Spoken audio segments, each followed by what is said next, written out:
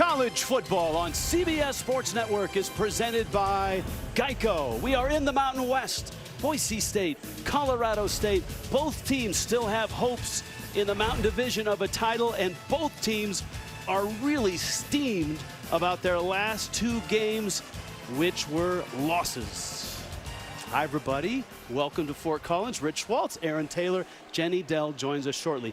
Add all that up, there's a lot at stake. It adds some spice to this ball game. Yeah, you really get a sense that this is a pride game for two teams coming off really embarrassing losses, but it's also an elimination game. Team that loses tonight is out of the conference championship race. Let's dig in. Let's start with our Twisted Tea game day playbook and Boise State's Khalil Shakir. Boy, if football doesn't work out for Khalil Shakir, he should join the circus because he makes circus catches. He doesn't drop anything. He can high point the football. He's got tremendous concentration and tracking. If the ball's not thrown well, doesn't matter. He'll make the quarterback right. He's got some tremendous hands, and that's good news because he's going against a pretty good Colorado State team that finally has a power back in David Bailey, the West Coast best tight end in Trey McBride, and a defense that is among the best in college football. Here's why Colorado State was so steamed. This is last week, down 2, final seconds on the road, out of timeouts. That's a first down. They can spike the ball to stop the clock to set up the field goal,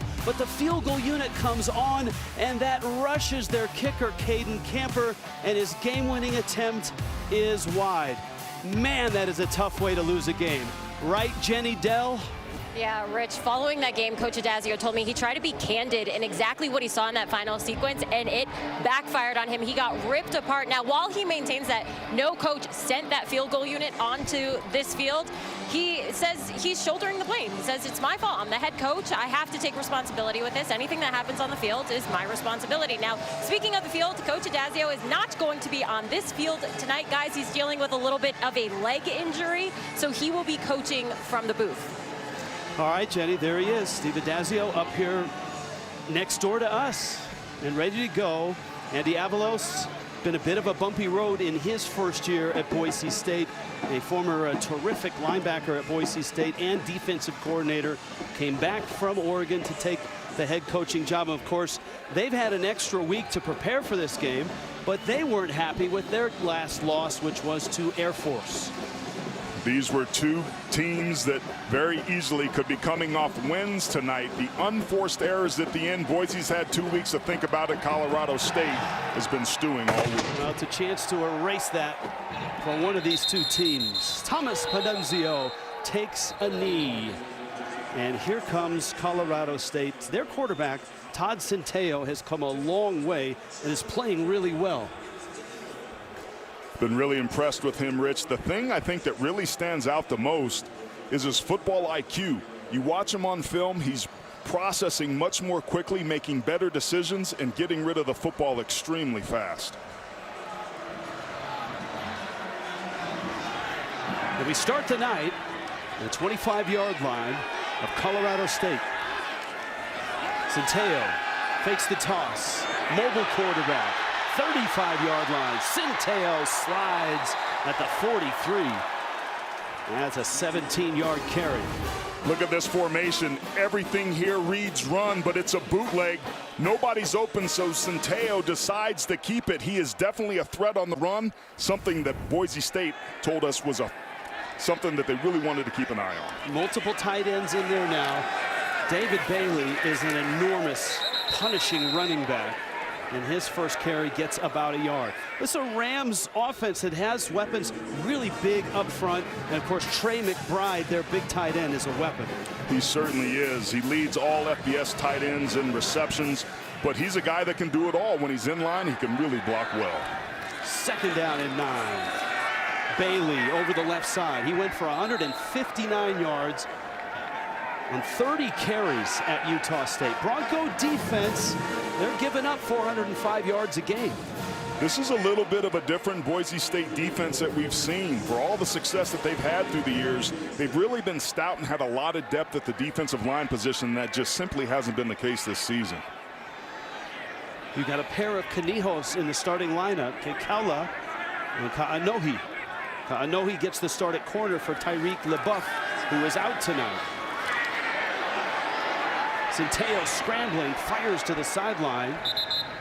And it is caught there by Ty McCullough. He is close to the stick. We'll see where the spot is. And it is a first down. So the Rams are moving the football. Really good job that time by holding up in pressure. There was some late seepage, but that's what Centeio can do. He can buy time and extend plays. We know that he can tuck it and run it, but last year that would have been a ball he would have tried to make something with his leg. Instead, he delivers a strike. So Rams offense that really hasn't turned the ball over a lot this year. Play action, time for Centeio, fires it, that's McBride with the catch. Size of a left tackle, speed of a wide receiver, and a great pair of hands. You can't leave Trey McBride this open. They will line him up in the slot. They will line him up all the way outside at the #1 wide receiver position. They want to create mismatches, and he's that for almost any position on the field. This is a team, a Rams team, that is getting better and better each week. Nice move by Bailey. And he's tough to bring down. That's 12 more yards. And another first down for Colorado State. And this is an excellent first drive. This offensive line is kind of rebuilt, but you see the way that they just wash the defense. Boise State has to maintain better gap control with that. A lot of these guys came over from Boston College or transfers. They're finally healthy. 4 new starters last week, but they're kind of back to what they want tonight. Bailey again. And this is a Steve Addazio type of drive, right? You let the big offensive line and the big running back just take big swings at this defense. And into the Verizon red zone is Coach Addazio's offense for the first time. Neither of these teams are very good offensively in the red zone, so it's these sort of situations that will likely determine the outcome. Jalen Thomas in the backfield. Centeio, little flick, and that's McBride. He's going to get to about the 15-yard line.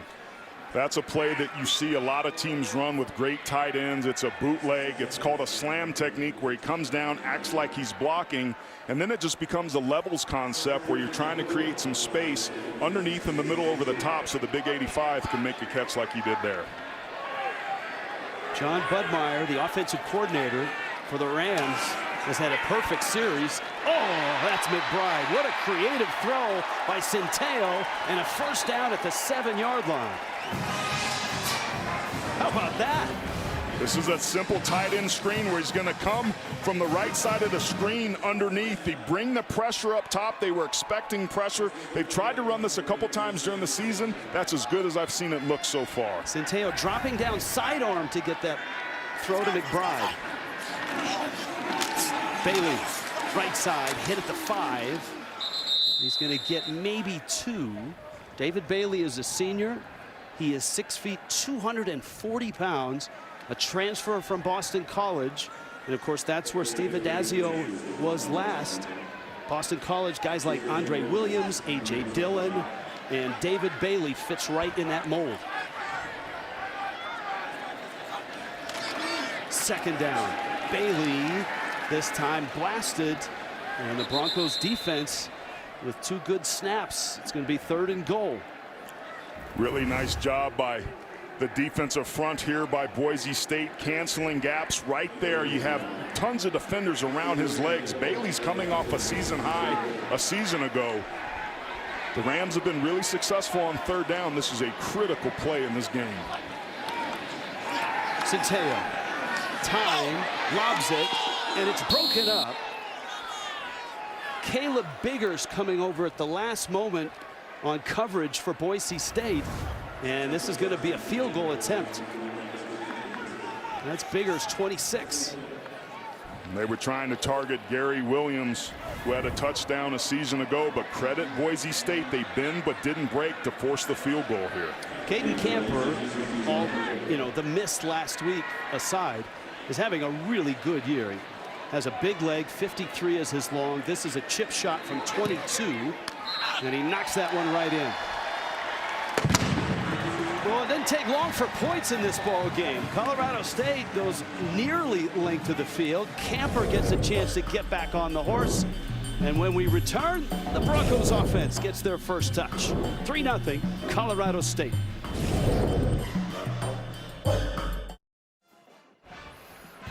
That's right, Halloween Eve here in Fort Collins. Colorado State at home and on top. And our accurate keys to the game with a little Halloween twist. Yeah, for Boise State offensively, they've got to protect the candy sack. That means their O-line has to do a good job committing to the run and protecting the passer. Defensively, they've got to haunt Trey McBride and company. This tight end group is among the best in the country. McBride already a factor on that first drive. For the Rams offensively, take 6, not 3 in the red zone. They kicked a field goal there. Credit Boise for getting the stop, and defensively, they've got to find a way to get after the quarterback and make life miserable for the Broncos. Stephon Cobbs, hit at the 23 and dropped. Good special teams. 19 yards on the return. And a look at that hit.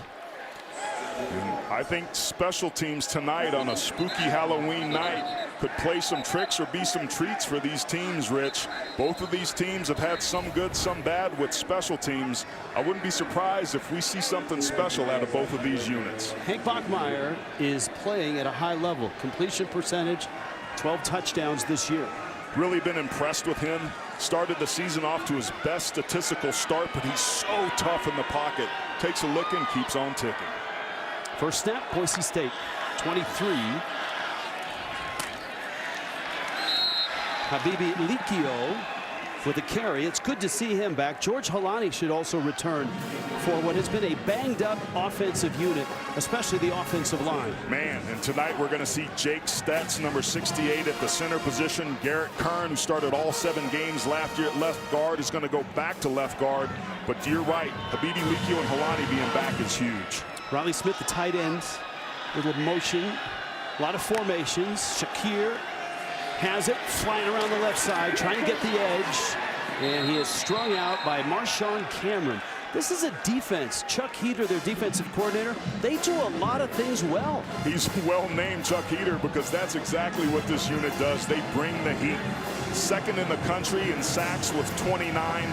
They can blitz you. They're a 5-man box blitz team. They come right at you. They get their backers involved, and they create havoc in situations just like this. And right away, you got a short third down and 3 at the 30.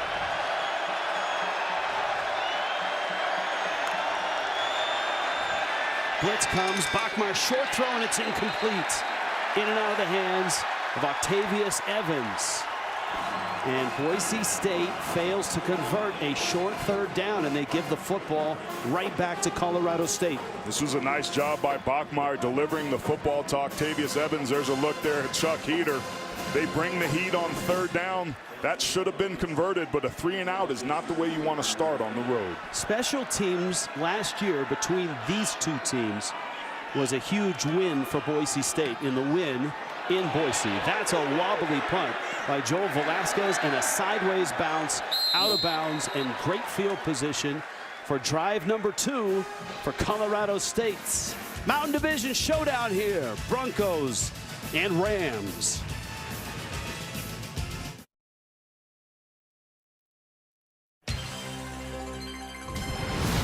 College football on CBS Sports Network is sponsored by Geico. 15 minutes could save you 15% or more on car insurance.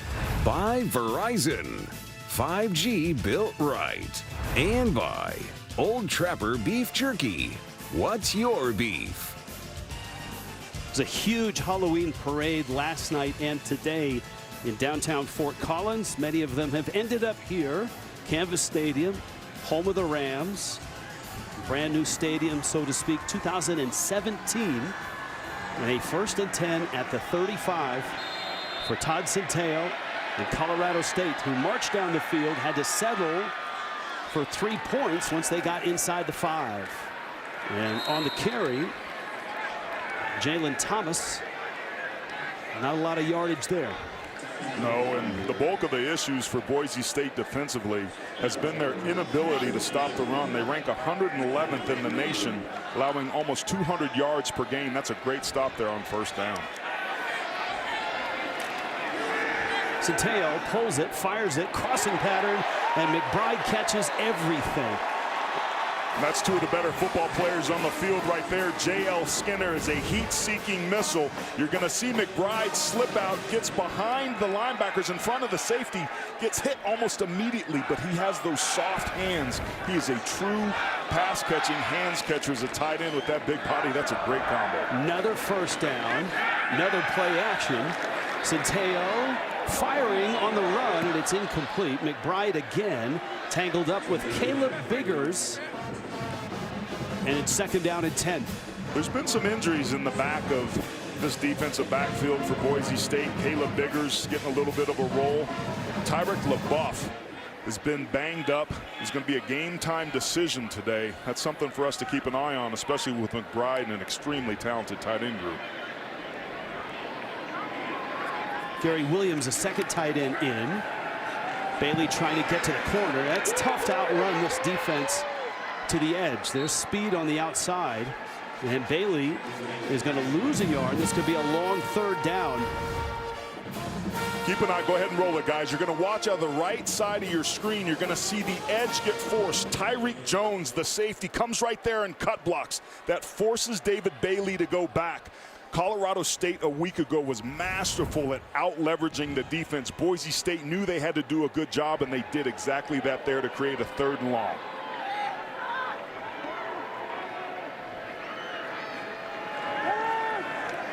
Centeo steps through the rush, racing for the 40, has the first down, and inside the 30-yard line of Boise State. That's a 23-yard scramble. Well, when you have tight ends and people that can run, you stop it right there. Look at all this space that a mobile quarterback, Todd Centeo, is able to take advantage of.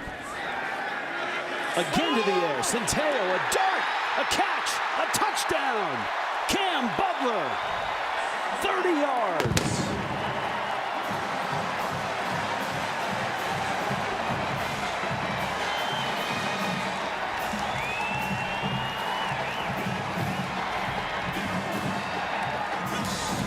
We talked about this tight end group. You want to take a look to make sure he got in. Certainly looked like that was a good call. Good late hit there by Canijo, but the big-bodied Butler finishes the play. Todd Centeo, masterful with his legs. 6 plays, 65 yards. Well, we knew that they had an offense and the improved Centeo getting things done with his legs, but the improved passer finds Butler to give the Rams the early lead.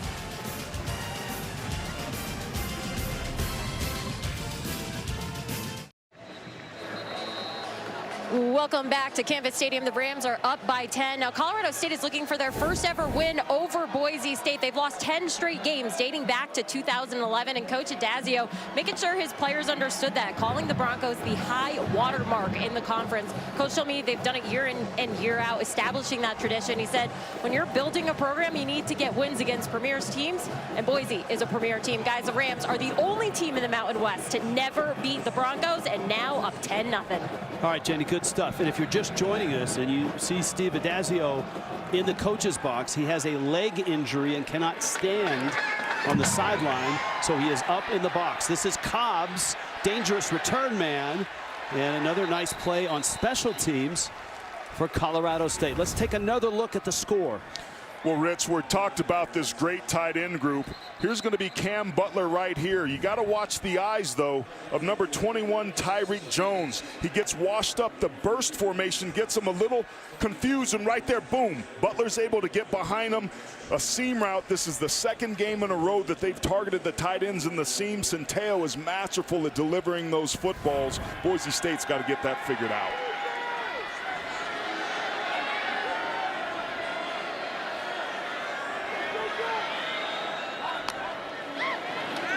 Buckmeyer looking, fires over the middle, caught there, and that is right at the 25-yard line. It's a gain of 4, maybe 5. Habibi Likio makes the catch. Now here's the conundrum for Boise State. They told us this week Tim Plow, their offensive coordinator, they wanted to be committed to the run game. They had to run it. They needed to run it. And here they are down 10-0 midway through the first quarter. And it's interesting, he brought up a good point, though. When you run the RPO game, a lot of times the read is to go ahead and throw it. We try to call runs in the huddle, but tonight it's going to have to be run-it runs. We saw a throw there on first down. Let's see what they come back with here. On the ground.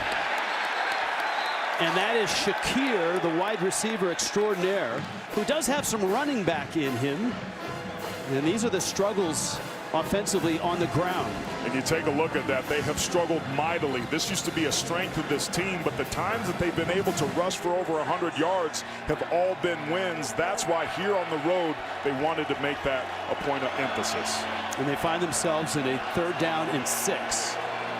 Hank Bachmeier amongst the most heavily pressured quarterbacks in the country, the 2nd most pressure faced by any quarterback under center. And that includes hits, knockdowns, and hurries.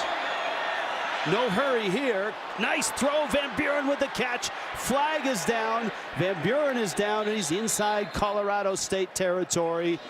We'll wait on this flag. 32 yards if it stands. Anytime you have somebody come that free on a wheel route like that, it's oftentimes a pick. Tuta Salam, our referee. Pass interference, number 1, offense. Half the distance to the goal, 2nd down. Octavius Evans. Yeah, it's been a rough start to the early part of this game for Evans. He had a drop on the first pass. This is what you're trying to do as a rub route, as a concept. Evans is going to be right here, come right there, boom. He leads with that right shoulder, kind of leads his body. You have to do that with a little bit more subtle and savvy, Rich, if you want to get away with it. And Diabolos patrolling the sidelines, not happy. This becomes 3rd down and almost impossible. And this is the speed of this defense where they pin their ears back and love to come here.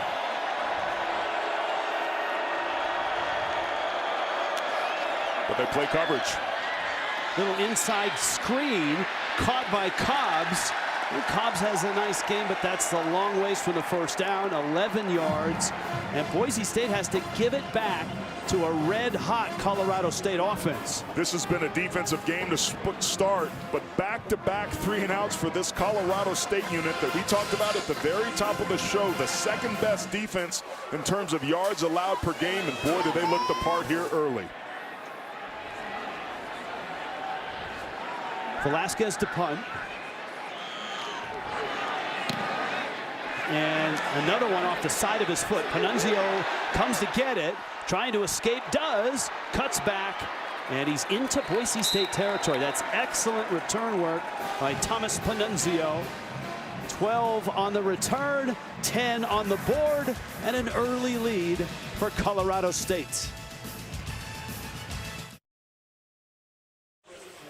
10-0 Colorado State on top in the Mountain West. Tomorrow, 3 Eastern, don't miss the legendary Carly Lloyd and the Gotham FC. They make their playoff push in the final regular season game against Racing Louisville.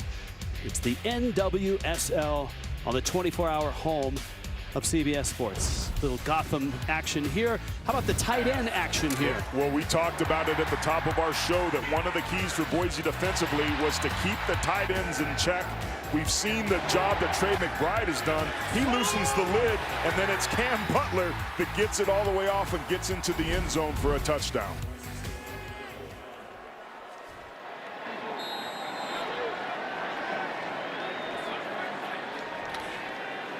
Centeo has been terrific. Fires again. Caught. McBride to the 15. Goodness. 34 more yards. They're lining him up in line and sneaking him out on the right side of your screen there. He's just going to drag across and be underneath, but then he breaks his route off vertically, leaving him one-on-one coverage with Wiley Rimpey. That is a pure mismatch that they found again. And Centeo's ability to throw on the run has been a highlight of this game so far. Immediate pressure in his face. He steps up, buys time, and delivers a dart. Now Bailey takes a crack, and he is swallowed up immediately Dimitri Washington makes the stop. You take a look at these tight ends, my goodness. 6 total catches, 104 yards, and a touchdown. And we've got 3 minutes left to go in the first quarter. Talk about a fast start, my goodness. Centeio is 7 of 9, 110 yards. And he's rushed for 39 yards. McBride, his 6th catch. This one is going to pick up only a couple yards. And it's going to be a 3rd down now. Remember, Colorado State was stalled inside the 10 in the red zone and had to settle for a field goal with their first drive. Boise State defensively does a really nice job of keeping teams out of the end zone. It's been bend but don't break to start this game. Let's see what they can dial up here on 3rd. Remember, the Rams can still get a 1st down here. So if they fall short, who knows, they may want to go 4-down territory and try to blow this lead out even further with this way the Boise's struggling offensively. Bailey in the backfield. Draw. Centeio. 5. Blasted at the 4. Has the 1st down. Tyreek Jones laid the hit after 9 yards. And McBride on the sideline looks to be dinged up. Centeio's legs in this tight end group are absolutely gashing these guys. That was a called quarterback run, and it was executed beautifully. And McBride comes back in. Bailey in the backfield. 1st and goal inside the 5. Bailey. This is I'll say it, this is a stunning start right now. Colorado State has dominated the line of scrimmage and the scoreboard. Take a look earlier. McBride gets hit earlier, comes down a little bit awkwardly, left the game. Something to keep an eye on. 2nd down goal. Centeio rolling and racing for the corner and out of bounds. Good pursuit. Tyreek Jones makes another play. You saw Todd Centeio there, high five one of the fans. That's been really one of the great stories. This team, nobody got a chance to see them play a season ago, but they have been out here in force as a fan base. These students really liking what they have. Look at the start by Centeio. 159 total yards himself. 2 tight end look. Bailey blasts his way, stood up, and turned away. Now it's 4th and goal. Gums, Washington in the middle of that. There's Steve Adazio coaching from the coach's box. A leg injury. He cannot stand on the sideline during the game. And so Caden Camper's going to come in, and it looks like they'll settle for 3. Well, I think with the controversy and the way their game ended last week, Rich, this is the right call for this staff right here. The Camper, nice and easy, knocks it through. 13-0 Colorado State. We're back in 30 seconds.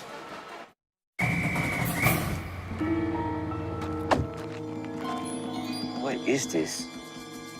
Is that a hairball? They're everywhere. We have a cat problem. Gentlemen, the Heisman house is getting a dog.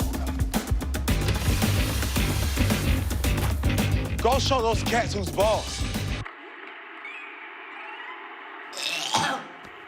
Well, that didn't work out well.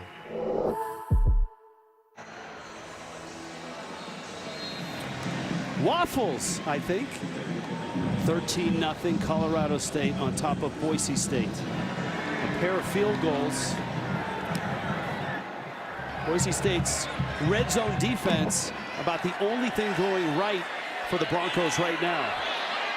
Cobbs trying to get outside, and he's brought down. We've seen Trey McBride under some duress. With more on that, here's Jenny Dell. Yeah, good news, bad news when it comes to McBride. He's actually not hurt. He just came running over to the sideline and said, guys, I can't breathe. I feel so sick. So just dealing with some sickness here, but not physically injured. That is good news, Jenny. Sort of. As you said, good news, bad news.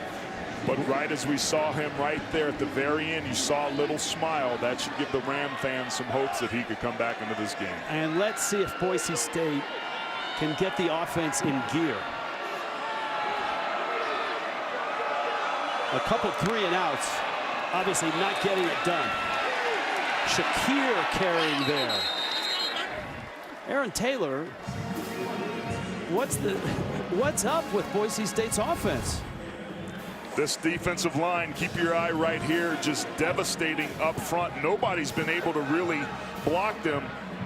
If you're the right tackle, Osuji, you have to get your head across. Penetration like that'll kill you. And that's the other McBride. That's Toby McBride that made the stop. This time they get him outside, and Shakir goes 12 yards, and Boise State has a first down. I'd like to see Boise get some tempo here. The Rams have used it beautifully.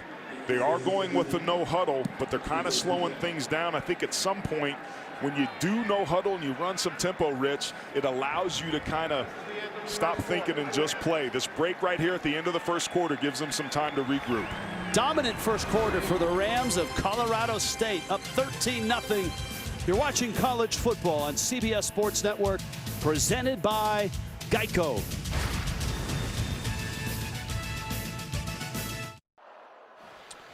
Chuck Heater's had some great defenses in his career. This one's pretty darn good. Boise came in tonight, wanted to establish the run up front, regardless of the success that they have, but the Rams showing their strength right away.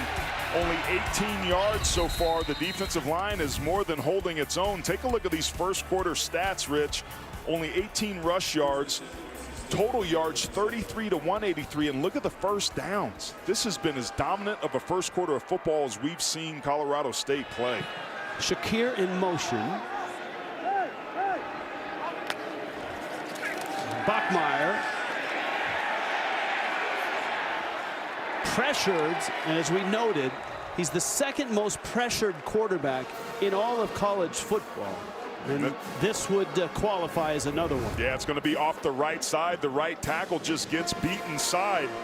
You saw Scott Patchen, the transfer from Miami, got chipped, but beat the tackle inside, got Bachmeier off his spot that forced the errant throw. Second down 10. Flag down. False start. Number 24, offense. 5-yard penalty. Second down. That's George Holani in his first drive. Jonah Johnson of New Mexico State, that's to be expected. That's a team that is rebuilding and just trying to stay above water.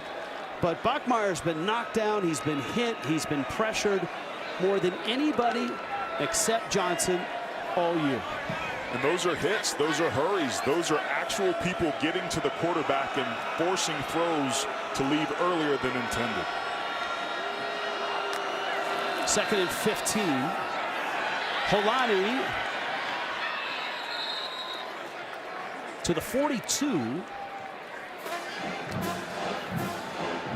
that, a nice gain there. It'll be third down and about 5. Andy Avalos and the Broncos on their heels right now. Bachmeier fires, man open, caught there. That's Shakir, and that's a positive play into Colorado State territory to the 43. That's another good chunk, 15 yards. This is the first third down conversion of the night for Boise State, and we're here in the top of the second quarter. They have to target Shakir much more so than they've done here early. Holani. And the Broncos, you and I had the Utah State game, and Tim Plow was the most creative offensive coordinator for a run game we've seen in a long time. It almost feels like they're going to have to get back to that to run it some tonight. And what he told us was that he wanted to use some formations to get the boxes to empty out, to give them some advantageous run looks and make the defense pick their poison on how they wanted to defend Shakir. That's Shakir. You'll see him everywhere. Man coverage here.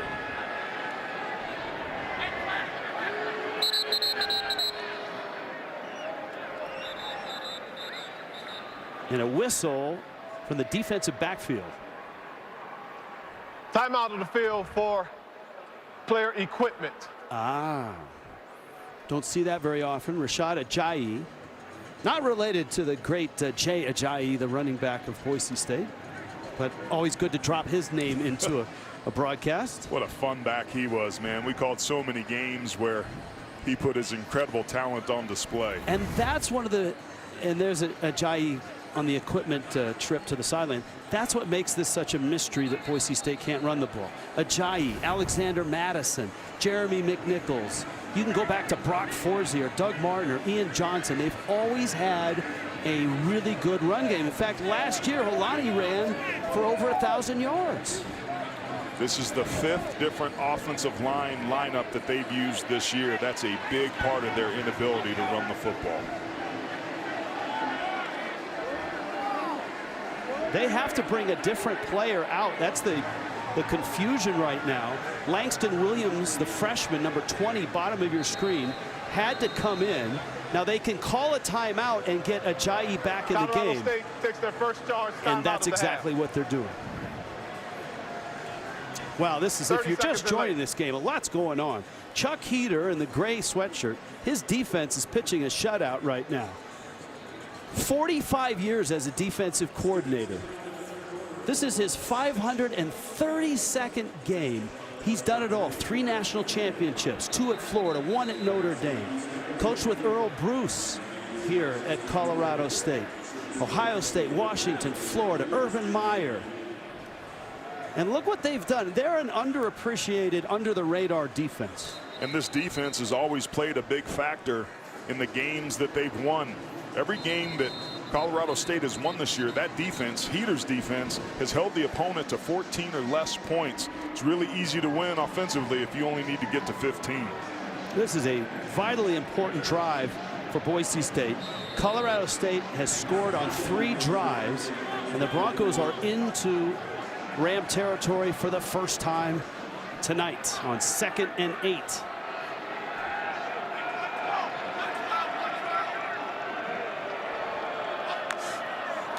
Bachmeier, 4-man rush with time. Someone got tied up. That was Shakir. And he and Robert Floyd collided at the 35. No flags. Floyd had inside leverage right there. He's not going to let Shakir come in, who wants to run inside. That ball's within 5 yards. That contact's allowed. That was a nice job of coverage there. Bachmeier clearly thinking that number 2 was going to come free. Here's the 3rd and long situation. Colorado State thrives. We saw him play coverage last time. Let's see what they do here. 29 sacks on the season. They're all coming, and Bachmeier's hammered, and it is caught. Wow! Evans somehow picked that off the turf. Bachmeier was flattened. He peels himself up. 15 yards on the game. They're playing up tempo. It's 1st and 10. The seam that got him. Bachmeier caught, whistles.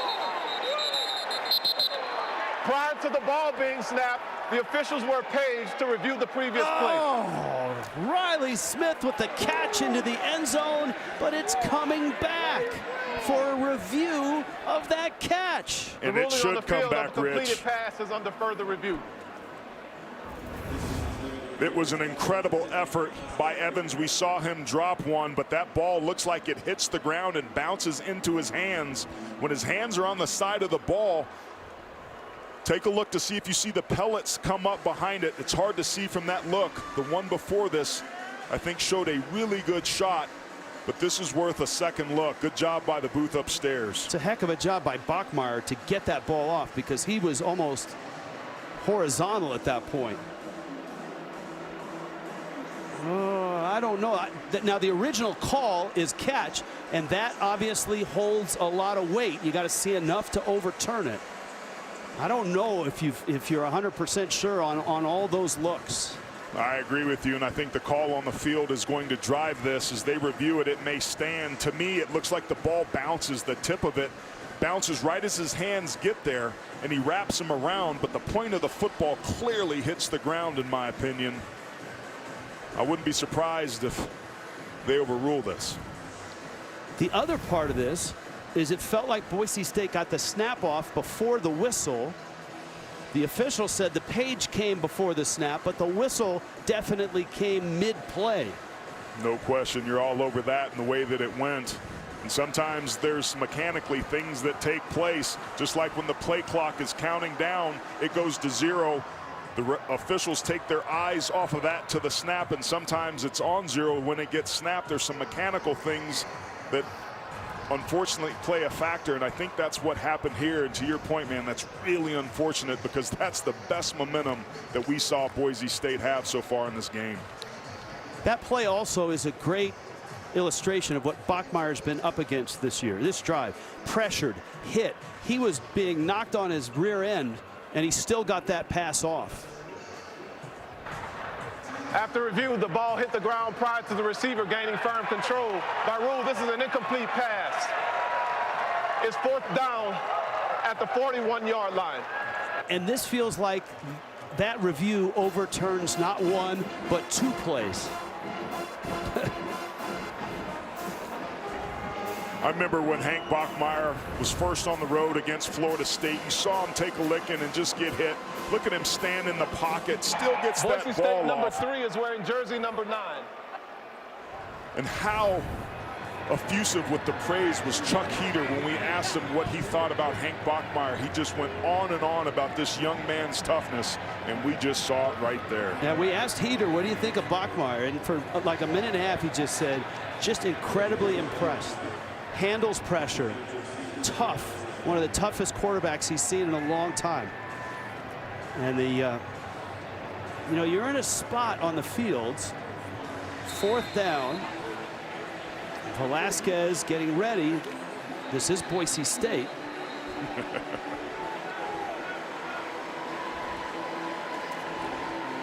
I think it's a little early to go a special here, Rich. I know, but to your point, if you're Colorado State, you better always be ready for it. well, last year, Boise State on special teams blocked 3 kicks of Colorado State and turned all of them into touchdowns. I don't know if that's ever happened in our sport before. We looked and looked and looked to try to see if there was a precedent, and we simply couldn't find one. I've never seen anything like that. Not just the 3 blocks, but all of which got returned for touchdowns.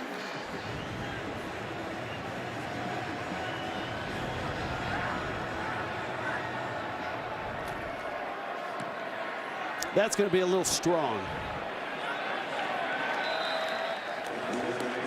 Well, the defense holds. The replay goes Colorado State's way, and it's still 13-0. Beautiful sunset over the Rockies. 13-0 Colorado State.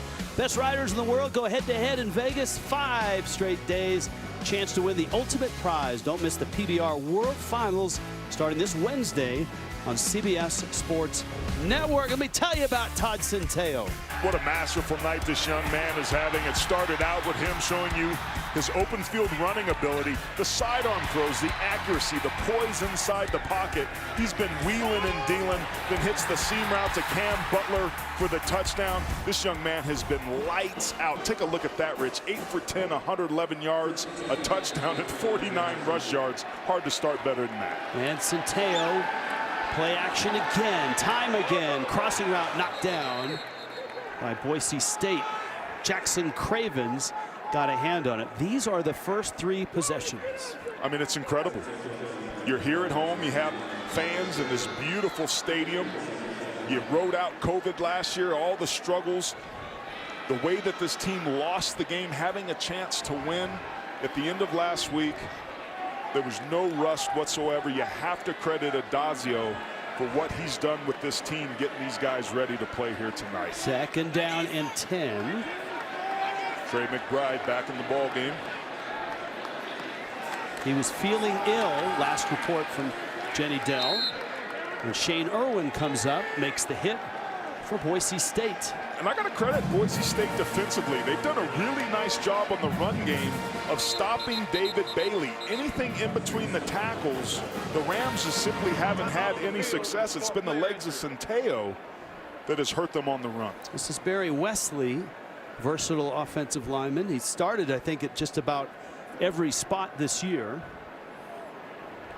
Boy, are you right there, Rich. Started at left tackle last week against Utah State, playing left guard here tonight. 6'7", 310-pound redshirt senior from right here in Colorado. And you see, man, there's a lot of stuff that goes on down there in the trenches. You have to keep your legs moving. You hope the big guy can be okay. This is a team that Adazio reminded us had 4 starters that were missing from last week. Guys were lined up all over the place. A converted defensive lineman, and Mike Ciafone got the start and got some playing time. Really good to see 69 here walking off. He's had an incredible career.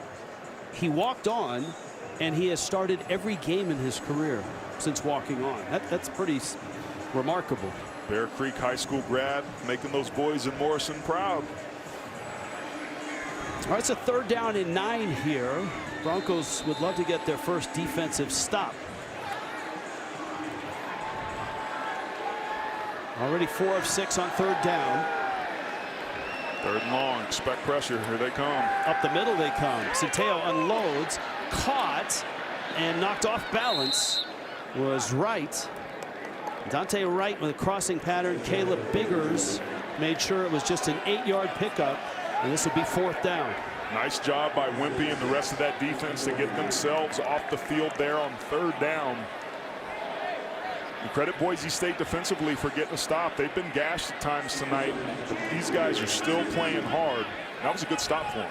This is the one special team that Boise State feels they have an advantage on tonight, and that is punt return. Great punter in Stonehouse. Yes, and he knocks one deep. Shakir from the 10, trying to get outside. He does. He's dangerous. He stops and falls.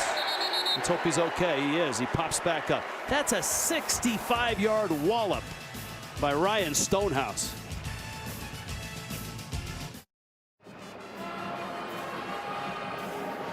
Welcome back to Canvas Stadium. Boise State players are wearing a helmet decal in memory of the victims and to honor the first responders to the deadly shooting at a Boise mall this week. 2 were shot and 4 were injured when the shooting occurred. A man opened fire at a Boise mall on Monday afternoon. And for Hank Bachmeier, the quarterback for Boise State, it was personal. His long-term girlfriend, Jenna Vitamonte, was working in the mall at the time. Bachmeier ended his media session Tuesday by sharing, "It was very scary for myself and for her family. I'm just grateful for our first responders. I send my deepest condolences to anyone who was affected." And guys, I spoke with Vitamonte, who got out safely, but she is very shaken up, guys. Boise State saying in a statement, "We always play for our city, but this week it means more." Thank you, Jenny. We spoke with Bachmeier as well this week, and yes, very emotional. Cobbs around the outside, and Cobbs is hit hard. Coming up was Taiwan Francis, 6 yards. That was a full-speed collision there by Francis, the senior from New Orleans. You see him tracking. Bam. Oof. Had the shoulder. It was not helmet first. Yep. Cobbs knew it was coming. It's a good, clean hit. That is textbook. This is a hawk tackling team. That's right. Made famous by Pete Carroll and the Seattle Seahawks. Rugby style tackling. You saw Francis put his shoulder there and wrap and roll. That tackling technique, Aaron, has become almost the textbook and the template, not only across the NFL and college football, but high school football and youth football. We'll be back after this. In the Mountain West, Stephen Cobbs on his way to the injury tent. It's good to see him up and going. The man that hit him, Taiwan Francis, also had to get to the sideline. He seems to be okay, and we'll update you. Francis was checked out as well, and because of the timeout, Francis is back into the ball game. If you're just joining us, this has been a quick start by Colorado State, a 13-0 lead in what feels like an elimination game for the Mountain Division title for Boise State and Colorado State. One-on-one coverage up top. Great place to take a shot. Shakir in motion. And Habibi Likio right now between the tackles. And Manny Jones makes that stop. There really is nothing going. It's just been really hard. Boise State's run the ball 9 times so far in this game. Only 4 of those have been true runs by running backs. You see the way that they press the line of scrimmage. There's penetration, and the safety's filling from the second level. Finish it off. Jack Howell, that safety from the second level that finished it off. 3rd down 4 at the 25. Bachmeier with time, short throw, caught. Evans holds this one, and he's got the first down by a yard. 5 yards on the throw and catch. And another great job of Hank Bachmeier sitting in the pocket there. John Ojukwu, the only offensive lineman to start every game this year, got beat inside. Bachmeier in trouble, hit as he throws, and he didn't have time to find Shakir. And again, he's down, and Bachmeier climbs back up. Toby McBride, the defensive end, came off the outside edge from the right side and slammed to the ground and hit his head extremely hard there. And Bachmeier's going to have to leave. Well, Bachmeier has taken just about every snap this year. Jack Sears, the backup, has experience both at USC, started a game there, and at Boise State, started a game here. Last year, the Air Force game, he played well, 17 of 20, 280 yards, 3 touchdowns. And Sears is in, and he'll pitch. Habibi Likio brought down from behind at the 34, 4 yards on the carry. Daquan Jackson, the senior, on the tackle. Sears out, Bachmeier back in. You just can't simply question this young man's toughness. Incredible. Blitz comes, Bachmeier stands, and incomplete. Rashad Ajayi. Davis Cutter was the intended receiver. Ajayi's always around the football. Had an opportunity to get an interception that he dropped early on in that ball game last week. That was a beautifully thrown ball by Bachmeier. He gave the receiver a chance, Cutter, to be able to get it, but he only got the one hand on it. Couldn't secure the catch, but that was really tight coverage there by 4. Panunzio is deep. He has a punt return touchdown of 70 yards this year. And that's the best kick of the night for Velasquez. Boomed it. Panunzio stumbles into it, makes the catch, and escapes out of bounds. Trick or treat, Aaron Taylor.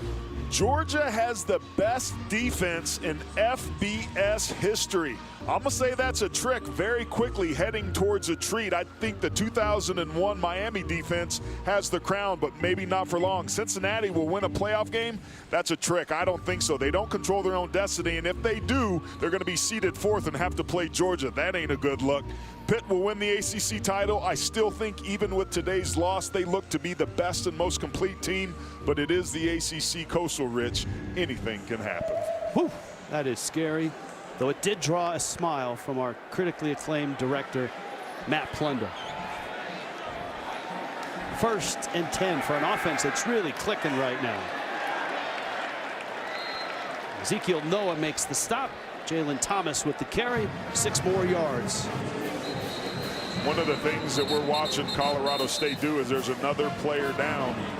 This time another offensive lineman, number 77, Keith Williams, the left tackle.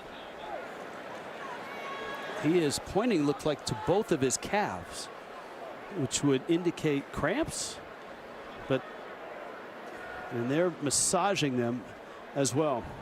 Again, Steve Adazio. You know how they list injuries now in sports. Sometimes it's upper body, lower body. Steve Adazio, lower extremity injury. he did tell us he has got a leg injury, and he's unable to stand on the sideline right now. We did our conference Zoom with him, and he was on a couch yesterday nursing that. So he's right next door. He's got the headsets on, and he's got to be pretty darn pleased with the way Colorado State's playing right now. It's been an incredibly quick start, but credit Boise State for hanging in there. Their defense has gotten a couple stops here lately. They've played well in the red zone. You almost get a feeling if they can get another stop here and get some sort of spark play, the Broncos can get themselves right back into this ball game. For the 28, Centeo. Bailey, big hole. That's one of the biggest holes he's seen tonight. He's got the first down. Kekala Kaniho makes the stop. Watch the way the Red Sea parts. This is just a draw inside. Both the defensive tackles go outside to the B gaps, to the outside edge of the offensive lineman. The Red Sea parts. That's a quick handoff to Dante Wright. Darts his way to the, oh, wow. Talk about a wave. Oh, and a flag goes down. Skinner, J.L. Skinner on the hit. Flag came down. And if you're Boise State, you're just hopeful this is not targeting. Man, Trey McBride, the tight end, was blocking. Right here, you see his hand. That... Ooh. That's a bad look. Yep. And this won't be the first time that J.L. Skinner's been called for targeting this year. Been a problem for that young man. He's a great, different parts of the season. Great player. He leads Boise State in tackles. Has forced 2 fumbles. Holding, number 85, offense, 10-yard penalty. First wow. down. Wow. It's a hold. McBride with the hold, and that's the flag, so no targeting. And that's a big sigh of relief for Boise State. The previous play is under review to determine if there was a foul for targeting. It doesn't look like they escaped. And that would be a big loss, but it did look like helmet to helmet. So the runner clearly isn't defensive here, but the crown of the helmet, Skinner dropping his hands or dropping his head and using the crown. This is basically the old spearing rule.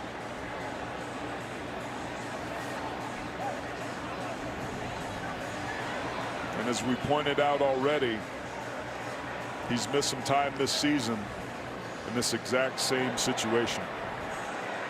You get the sense that the official that threw the flag was watching the hold and not the hit. And obviously the replay, and you can't initiate a review for targeting from the booth.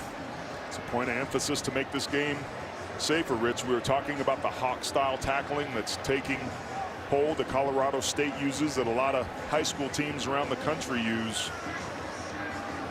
We need to do everything we can to keep this a very physical, violent game, but to make it as safe as possible, particularly when it comes to that squishy gray matter between our ears.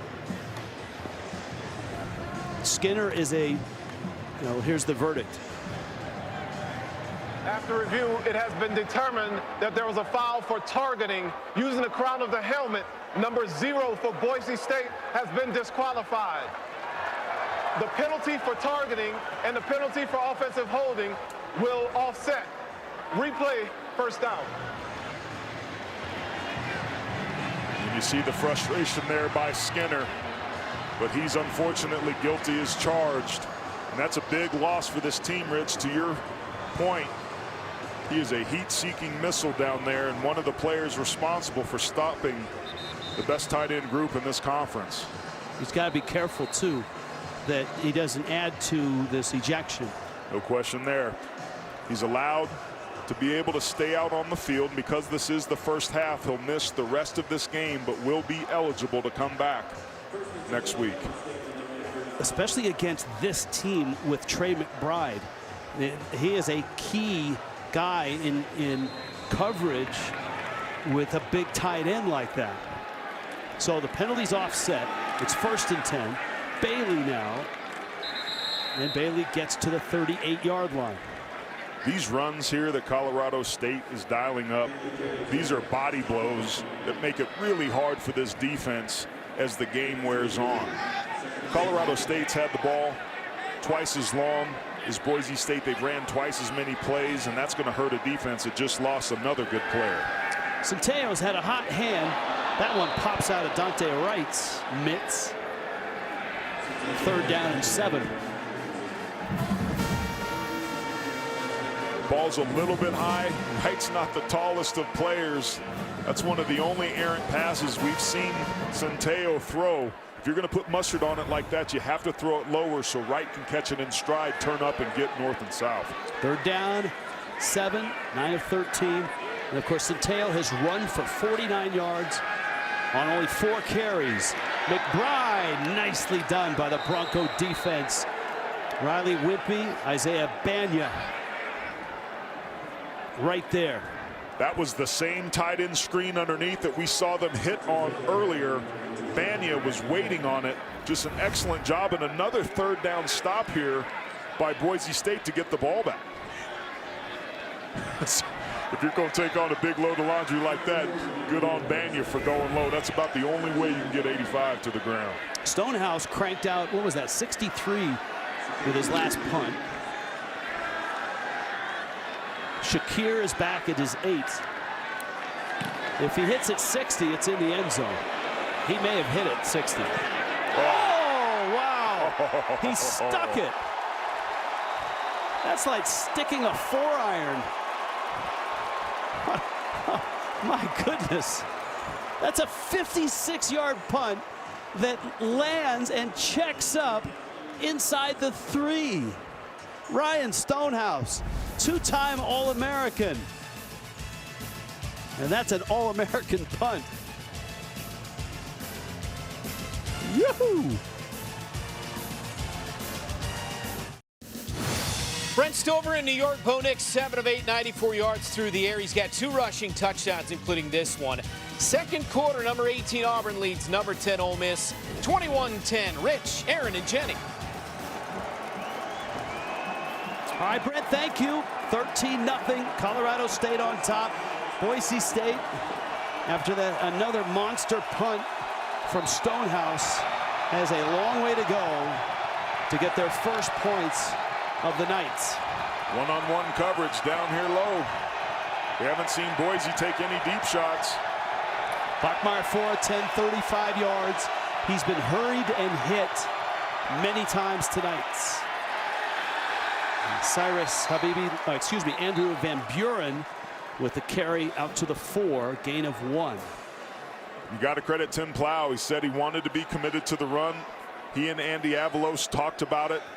They wanted to establish the run because their whole entire offense came off of that. Here you see an opportunity where they're in 12 personnel. You have Khalil Shakir one-on-one on the far outside up top. Let's see if they take a shot. Second down, 9. Zone coverage. Now the Shakir in motion. Bachmeier was bumped by his back, but he completes the pass to Shakir. He was almost sacked by his own guy. The execution, you've got to be careful with the run fake. He's coming up. That's just a mistake by the back. Van Buren's got to be careful and know what's taking place there. He's lucky that ball didn't get hit. His elbow gets hit, and you have a turnover in the end zone, and then you've got a catastrophe on your hands. Third down, 5.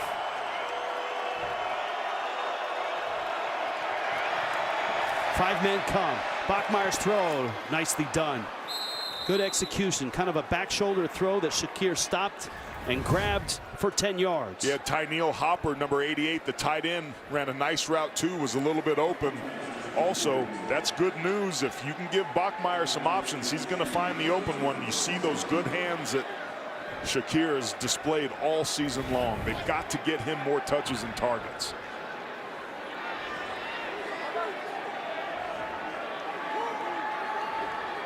Some breathing room out to the 18. Shakir motioning again. Bachmeier, a little center screen. That's Evans with some room. Good open field tackle there by Cameron Carter, but 12 yards for Boise State. Nice job with man coverage of some crossing routes. That's how you beat man coverage. You isolate receivers or you cross them and make the defenders come all the way across the field. Plow getting himself in a nice rhythm. Boise was really backed up there, but has nicely moved themselves out here to the 30-yard line. If Boise State can get points and go in at halftime 13-7, say, they have to feel pretty good about this because Colorado State has dominated this first half, has kicked 2 field goals and had an early touchdown. Now, Bibi Likio, original line of scrimmage. What are the biggest factors that this Boise State running game is not like running games in their past? Well, the big thing is the offensive line. Boise State has had dominant offensive lines for many, many years. They've got talented backs on this team, but those guys have been hurt. They've had 5 different starting offensive line lineups this year, so it's hard to build that chemistry. So you combine those two things, you've got a mess on your hands, and that's what they're dealing with. Second down 10. That's Habibi Likio.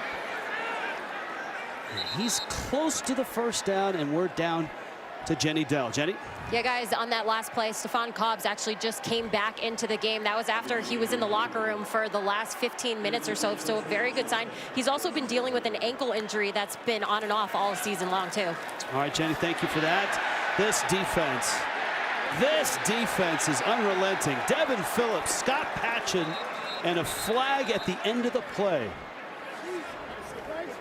They brought a cowboy blitz, a corner blitz, off the short side of the field in the boundary, which bound that run up from the beginning.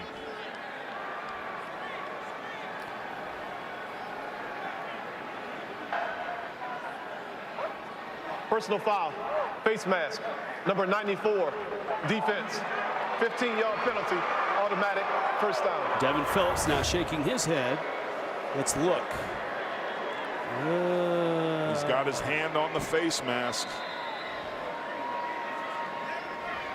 Man, that's a tough one. He never took full control of putting his hand and wrapping his fingers, but he does manipulate the head with the front of the face mask. At the very end, it looked like he had his fingers on top there. Bachmeier now with plenty of time in the pocket, firing end zone and overthrowing Evans, who at the end of the route was graded by Panunzio. Felt like there was a little bit of contact there at the very end, but that was kind of a broken play. Bachmeier seemed to be a little bit target off there with the throw. It was actually Taiwan Francis in coverage. Second down 10. But you mentioned it, if the Broncos can get points here, this would be huge, especially since they get the football to start the second half.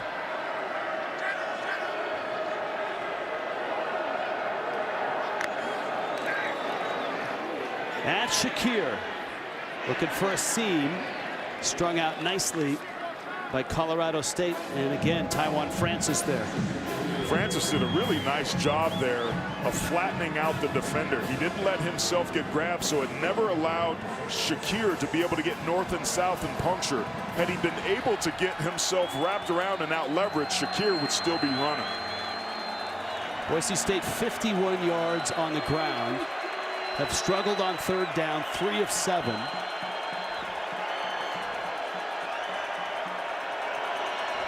Hopper flexes out. Center screen. Cobbs in traffic. Maybe 2, and this will be an interesting decision for Andy Avalos. Yeah, and that was a weird play from the beginning. It looks like they're going to go for it, but it was Shakir that basically tackled Cobbs there. 4th down and 4 to the sideline. Caught there. That's a first down. That's Shakir at the 29. 10-yard pickup. You love the aggressiveness of the play call, especially because it works, but they also use tempo there. Look how effortlessly Bachmeier finds the open receiver, pitches and catches when they've got tempo on their side.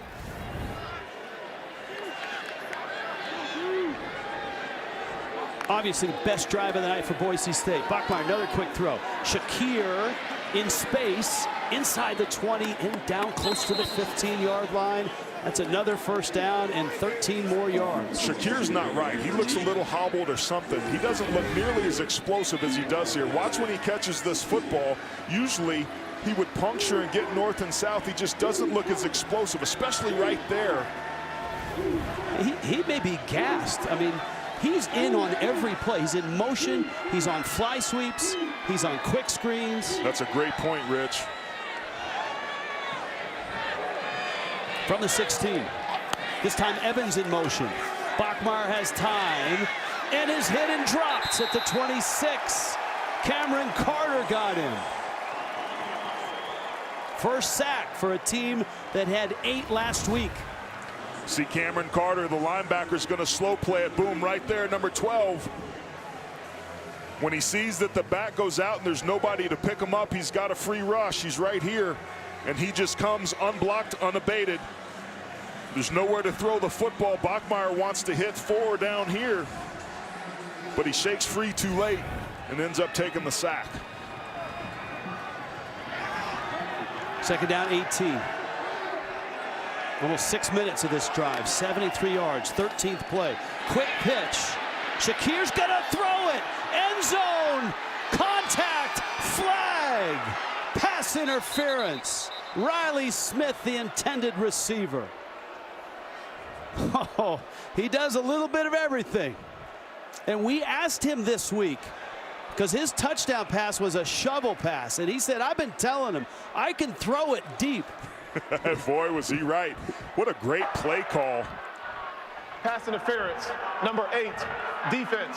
15-yard penalty, automatic first down. Francis has had a fantastic game, but this is a good penalty by him because it saves what's almost assuredly a touchdown. He's beat right there. You see Smith trying to fight back for the football.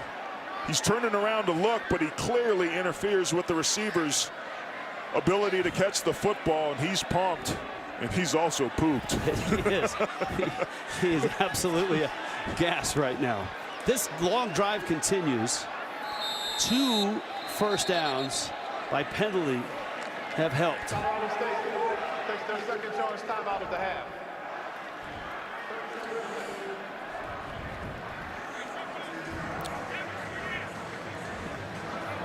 Verizon halftime reports right around the bend. Brent Stover, Kevin Carter, Houston Nutt.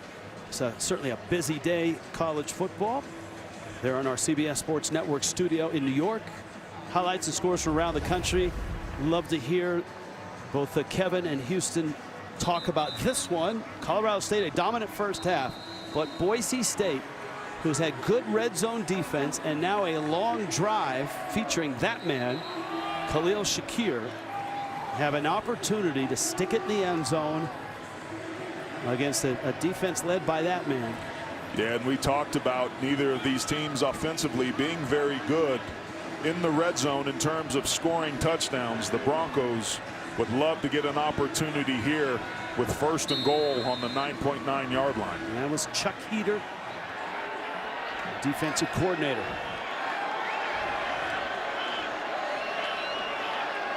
Shakir, chance to get a rest there in motion. Bachmeier throws the slant and it's caught. A tumbling catch. Octavius Evans, and the Broncos are finally in the end zone.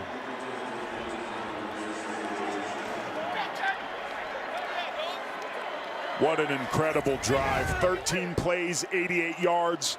And how fitting that Octavius Evans, that dropped this play on the very first drive of the game, comes up with this one. But Rich, I got to be honest, they may want to take a look at this as well. Oh goodness. Hands down. I guess the question is, does the ball move when he hits the turf? This one's different than the last one we saw, though. He's demonstrating control. He happens to hit the ground. I don't know if this definitively helps him catch the ball. On the field of a catch for a touchdown is under further review. Like we saw in the previous play. This is going to be interesting. The call on the field is a touchdown, which, as we know, carries some weight. The reviews in this game have not been pleasant for Boise State. The overturn of the first Evans catch, the targeting on Skinner, and now this. But I'm with you. I don't know that there's enough motion to overturn what we know the call on the field was, which was a touchdown. To me, Evans demonstrates control of this football all the way through the catch. Right there, he's pulling it towards his body.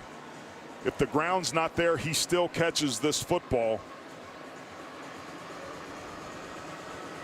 At best, this is confirmed. At worst, I believe it stands. This should be touchdown Broncos. After review, the ruling on the field stands. Touchdown. It stands, which means there wasn't enough to confirm it or overturn it. That's a mammoth drive. 13 plays, 97 yards in over 6 minutes. It's incredible. And remember, the Broncos get the ball back to start the second half, so they could almost get a twofer here because their defense has only allowed 26 yards to Colorado State in the second quarter. Colorado State had a great first quarter, but not a great first half. The Broncos have been dominant here in the second period. Now you sound like an NBA analyst there. Get your twofer. Get your 2 shots up with the clock running down. Evans with the catch. 6-point game now here on Halloween Eve. We're back in 30 seconds.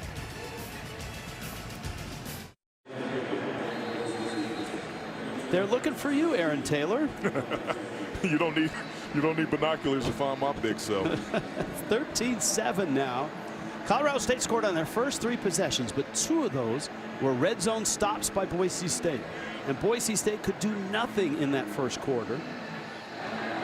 But the second quarter, the Broncos are off the canvas and in the end zone. Panenzio. A center return. Oh, ball's loose. I think Colorado State got it back. Wow, they did. And Rich, we know how good Boise State is causing fumbles. They're excellent on that side of the ball, particularly on defense, but nice job here punching this out and giving themselves a chance at a huge turnover here at the end of the second quarter. That's Drew Kulik, who fell on the ball. And that's a big hit. But Kulik was aware and on it. That's Dylan Herberg to put his hat right on top of the football. Excellent job there. But the Rams recover. Now, Todd Centeo's had a great first half. Fires this one, and that one is caught. Dante Wright.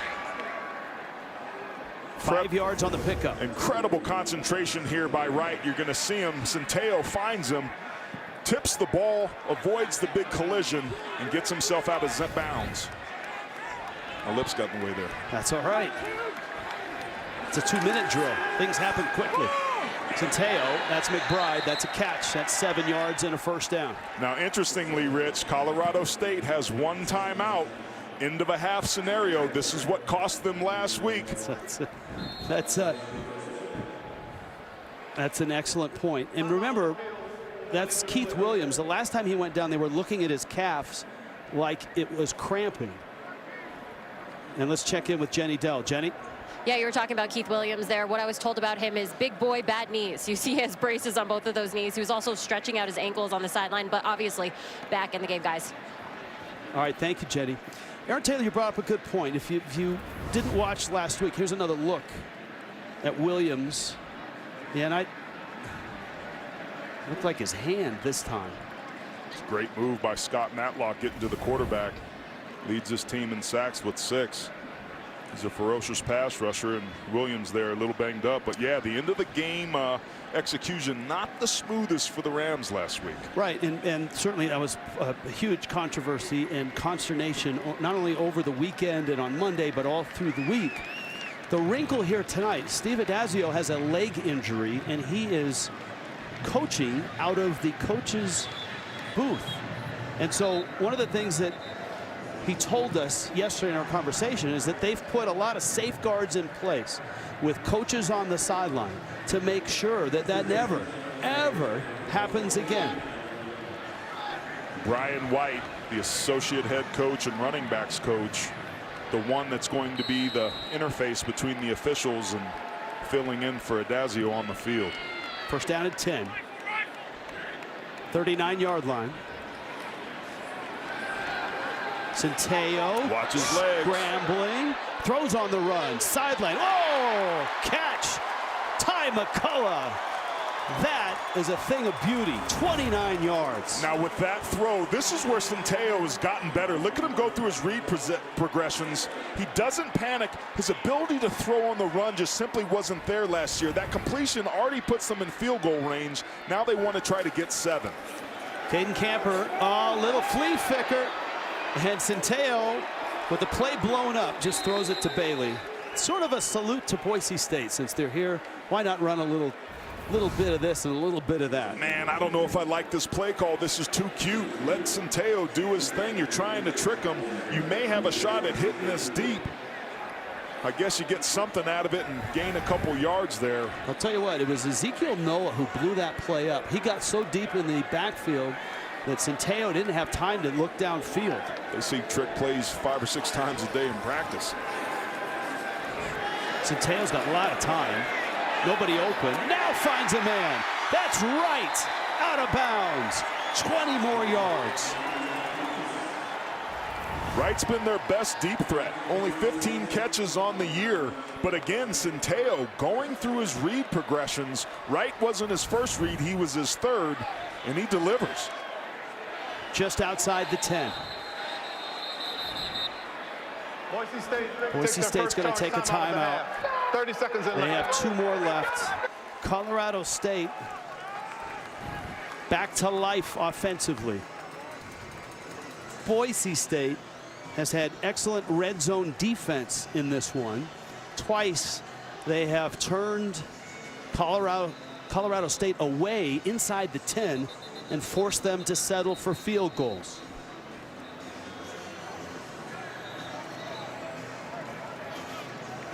This Colorado State offense has racked up 272 yards already. You're going to see Wright right here come underneath and find a little bit of space right there. But watch Centeio. Watch his eyes as he goes through. He looks right, comes back over the middle, feels some pressure, comes all the way back. Look at the patience and credit that offensive line. Been banged up all season. We've seen Keith Williams cutting in and out. That was great protection up front. This is tight end territory if they throw it. And they're going to throw Bailey. Pump fakes, and he's tossed out of bounds, and flags come down. Divine Obichari, I don't know that it was a horse collar, but I think he just tossed him late after they were out of bounds. And that's a big flag. It was a good play gone bad, and another trick 'em. I don't understand this play calling. Right there, just throw him out. Yeah, it's not a horse collar, but it is late, it looks like. After the play was over, personal foul, unnecessary roughness, number 95, defense. Half the distance to the goal, automatic first down. That's a bad call. Obichari was there. He was just playing football. To me, that didn't look dirty. He was just playing hard, but he needed to let him let go a little bit earlier. Now, Aaron Taylor, in this spot, Boise State's run defense has been spectacular. They have stuffed Colorado State between the tackles inside the 10. This is a tall order here, 1st and goal at the 5.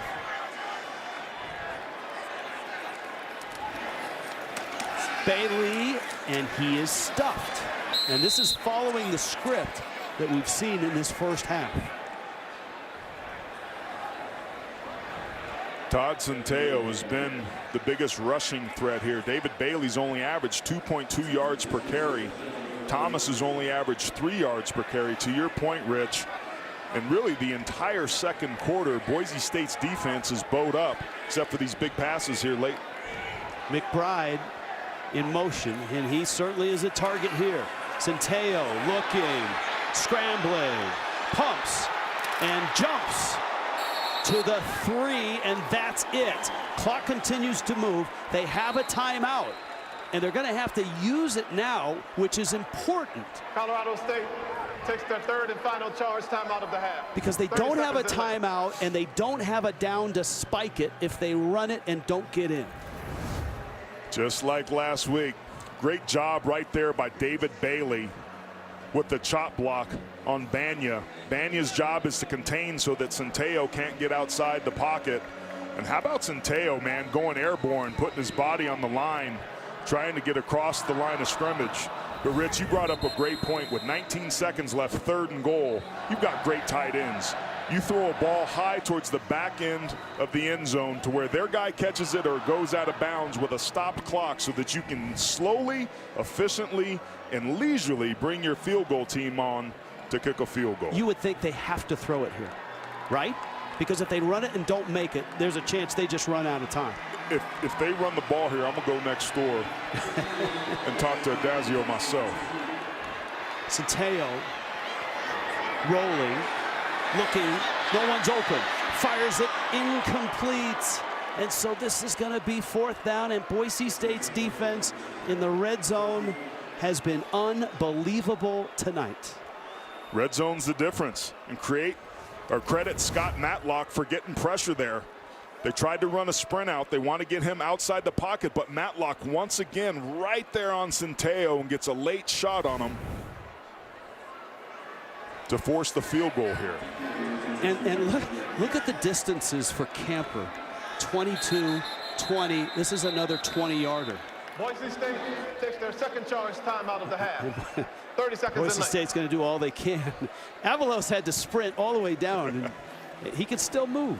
But to your point, Rich, red zone is critical. To me, it's one of the most important areas of the field, obviously. Field goals are 3 points. Touchdowns are 4 points. When you kick a field goal instead of getting a touchdown, that's the same thing as missing a field goal and an extra point. It's everything. Boise State has gotten themselves back in the game. Assuming Colorado State makes this, it's 7-16.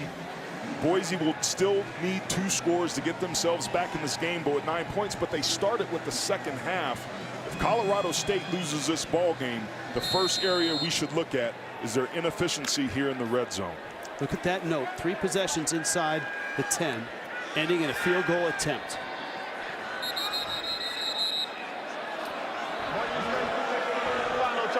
This timeout gives us a chance to remind you that last year, when Boise State blocked 3 kicks, one of them was an in-close chip shot field goal that they took back 90-some yards for a touchdown.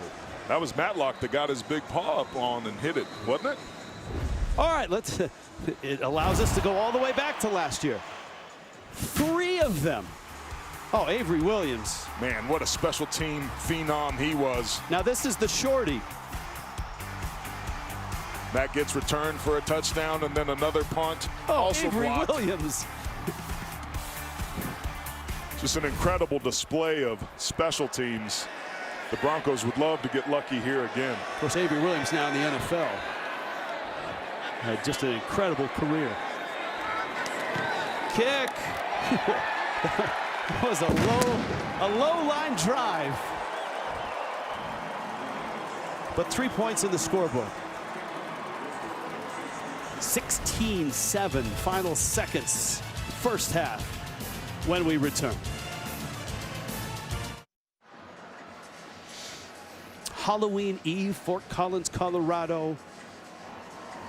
16-7, costumes are out. We had an entire section of Winnie the Poohs at one point. The temptation. Yes. That's one of those as an announcer that you just let go. That's a big hit right there.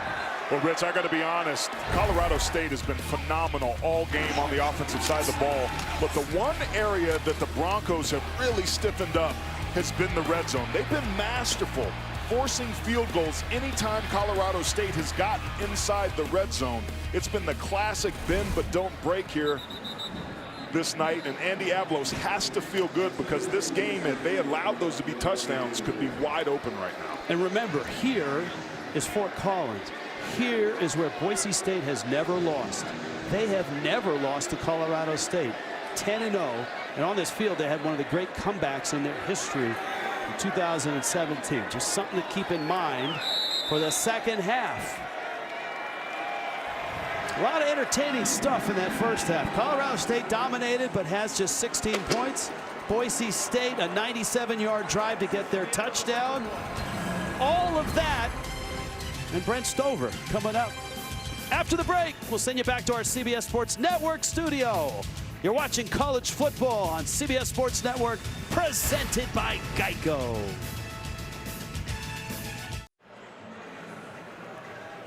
First half numbers in what feels like a must-win game in the Mountain Division of the Mountain West. Colorado State a 16-7 lead. Look at the offense, dominant there, but the lead is just 9 points. Rich Waltz along with Aaron Taylor. Jenny Dell joins us shortly. Red zone defense for Boise State. That's the reason they're in this ball game. Give their defense a ton of credit. Colorado State scored on 4 of their 6 drives in the first half, but only have 16 points. Boise scored 7. They get the ball back to start the second half. It's game on. All right, our profile Brought to you by Cooper Tires, our athlete profile.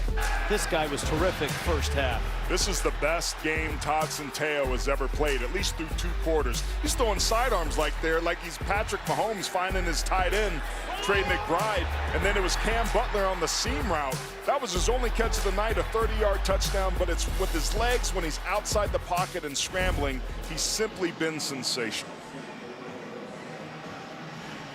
And the importance of Boise State's last red zone stop. They get the football back. They limited Colorado State to just the 3 points near the end of that first half. Talk to coaches. The last drive of the first half and the first series in the second half are among the most important in football. Speaking of talking to coaches, that's exactly what Jenny Dell did at halftime. Jenny? That is true. Coach Adazio is actually going to spend the second half up in that booth as well. And I asked him how that's going. He said there's been great communication. It's actually a great view to coach, but it is frustrating as a coach. I said, one thing you got to change in the second half. He said, we need more touchdowns in the red zone instead of field goals. Now, for Coach Avalos, he said, we really need to react better. He told me, guys, the focus in the second half is to focus on our eye control, trying to dissect their plays before they happen. Thank you, Jenny. And remember, Colorado State is 0-10 against Boise State in their history. George Holani, running game was non-existent for Boise State, and Hank Bachmeier. Their best runs usually were Khalil Shakir on a fly sweep. Boise using some tempo here. I like it. Holani makes one man miss, but then is hit and dropped by Daquan Jackson. Yeah, this is clearly an adjustment that they made in the first half to the second half, is that they're using tempo. They're using some hurry up, and I love it because it forces Colorado State to react more quickly. They're down in 2, but 3 of 8 on third down. Holani right side has the first down. Wasn't easy. 5 yards to the 38. No, and give offensive coordinator Tim Plow some credit. He stayed very, very balanced in the play calling in the first half. 16 runs to 18 passes as we're taking a look at another downed Ram here. And this time it's linebacker Cameron Carter. And he's really, really good. So if your first inclination was, well, maybe he went down to slow down the hurry up, this is not a guy that you're willing to sacrifice for a play for that. No, you see right there, he trips over big defensive lineman Manny Jones right there at the end of the play. And remember, this is a linebacking core that's without a couple players that have contributed to him. Latavian Brown and Chase Wilson out tonight. One thing that Tim Plow told us in the meetings in trying to generate a run game, he said that formations are really important. Formations to unload the box. Formations to keep this defense off balance. And obviously tempo is part of that. There's no question about that. They wanted to run some 12 personnel to show 2 tight end looks, but to have 3 wide receivers, which would put Colorado State in decision-making time. Do they go light and fast, or do they try to play big boys against the run? From the 38, Bachmeier hit a few times in that first half. Oh, that was not a bad throw, just great coverage by Jack Howell. Shakir, the intended receiver. Howell, the freshman out of Chandler, Arizona. Oh, great job getting his hand on the ball. A little fun fact here, the Rams are 3-1 when he starts and 0-3 when he doesn't. That was a heck of a play. And to your point, wasn't a bad throw at all, just good coverage. 8 targets, 5 catches for Shakir. Now this feels like the Boise State run game. And that's what's been missing there. There was a defender right there, but Holani made 2 different guys miss. He's starting to warm himself up. He's on a little bit of a pitch count, but you see, after he makes contact, he still drags the defender for a couple extra yards. Another third down 4. 4-man rush. Bachmeier's throw, contact, no whistle. Shakir in the pattern. And the coverage there by Thomas Panunzio. That's a couple times we've seen really tight coverage on Shakir. Felt like Bachmeier was expecting him still to come. It was kind of halfway between him and Cobbs there. And a nice job getting a stop on this first series by the Rams. Joe Velasquez will punt. Panunzio is back to receive.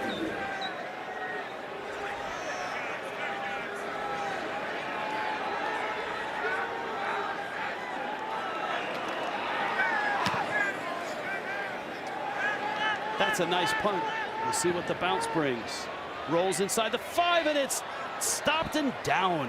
That's outstanding special teams work on a 55-yard punt by Joel Velasquez. Colorado State on top, their first touch of the second half. NFL on CBS, several great matchups. Big Ben and the Steelers on the road in Cleveland. And the Bengals red hot taking on the Jets, Patriots out west, along with the Chargers. And it all starts with the NFL today coming up. The NFL on CBS, noon Eastern. And how about Rashard Higgins and the career that he's building in the NFL with the Browns? Terrific here at Colorado State. Outstanding against Boise State. And he's one of 4 Colorado State receivers in the NFL. You got Michael Gallup, B.C. Johnson, Preston Williams, and of course Higgins in Cleveland.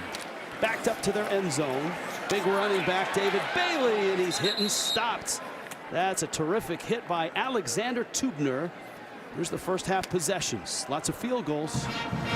And that's the problem. That's why Boise State's still in this game. And we just saw one of the things that's surprising there with David Bailey. Bailey's coming off a season-high rushing 159 yards and tied a career high with 2 rushing touchdowns last week versus Utah State, and has been completely held in check here in this ball game.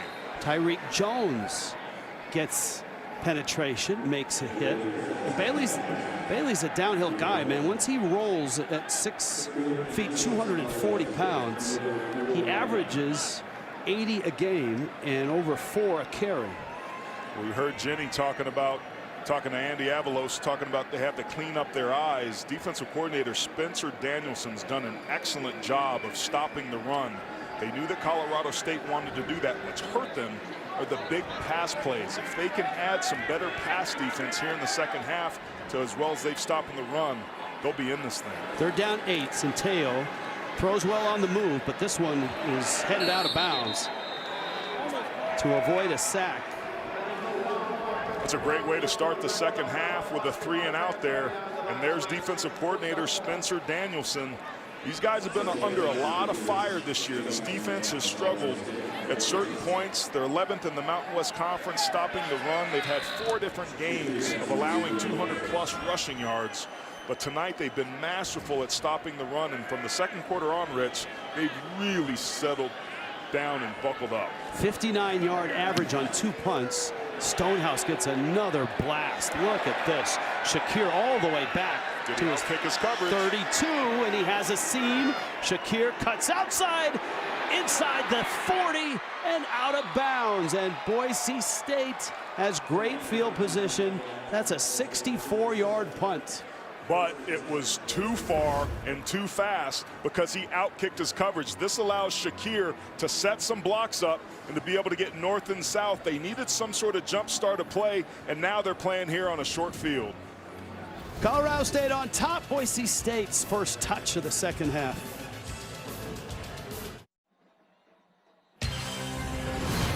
College football on CBS Sports Network is sponsored by Cooper Tire. Go with the Coopers. By PNC Bank, changing how you handle overdrafts with low cash mode. And by Acura, precision crafted performance. Oh, we saved the best for last. The Canijo brothers. And look at Hank Bachmeier in a pumpkin. Look at those pipes. Doing curls from an early age. Yeah, I misspoke. This is second possession. Boise State in the second half. Haven't seen him take any deep shots. Bachmeier, a little inside screen. Caught there by Cobbs. Cobbs has a seam and has a first down. It's going to be a 15-yard pickup. Just a nice job on the crossing route underneath. Just a simple bubble screen back inside using tempo once again. Holani breaks loose, and the tempo seems to have freed up the Boise State running game. Holani is doing an excellent job of making cuts. Colorado State is flashing in the hole, and he's able to bounce it outside, doing a nice job with his eyes, and his feet are following. Chuck Heater now trying to dial up some red zone defense. And Holani lunges forward, He's got the first down. And that's a power play. And this is the Verizon red zone, 2 times in. This is their second trip in. And remember, Rich, Helani was on a pitch count. He's been banged up all season long, but clearly they're going to the seasoned veteran here. And his eyes, his patience, and his ability to drag defenders after contact is the difference. Brian Snitker would approve. Good pitch. That's Evans. Wide, wide open. He walks in. Touchdown, Boise State.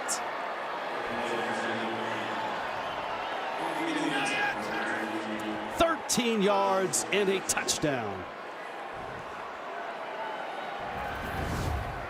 You got to be clean with your eyes. Just a beautiful play design by Tim Plow. It is a run, but this time to Octavius Evans, outflanking the Rams defense for the easy score. That was a beautiful second drive there for the Broncos, and they're right back in it. All set up by the great punt return from Khalil Shakir. Octavius Evans on this Halloween's Eve, a little treat for him. Tightens this game up.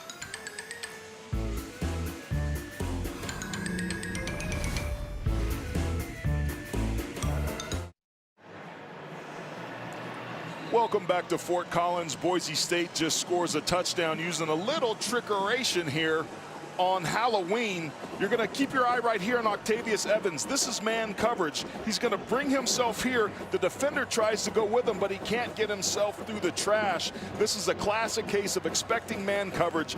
Bad eyes by the second levels and the safety, and it's an easy score for Boise State that desperately needed it. And again, if you're just joining us, red zone defense for Boise State turned Colorado State away from the end zone 3 times inside the 10. And the Rams settled for field goals on all 3 possessions. That's why it's a 2-point game. Our eye on college football. What'd you see, big man? Man, how about Walker, the touchdown maker for the Spartans, knocking off the Wolverines, the biggest comeback in history. 14 points. The Bulldogs absolutely flattened the Gators. They've only allowed 53 points all season long. Very good chance they're the best defensive ever. And how about the Badgers shutting down the Hawkeyes? Iowa couldn't get out of its own way. 3 turnovers, 0 yards, giving the Buckeyes the ball on the 1-yard line, and just absolutely laid an egg. I think Kenneth Walker went for over 200 yards, 5 touchdowns for Michigan State. And that's a 2-yard gain. Scott Matlock makes the stop on David Bailey. Matlock is an incredible story and an outstanding player. 6 sacks. Remember, he caught a touchdown last time we saw him at Utah State. That's right. Centeo's throw on the money. And a flip catch there. Gary Williams, who's yet another weapon at tight end, makes the catch. Williams had 3 catches for 80 yards and a touchdown last week against Utah State.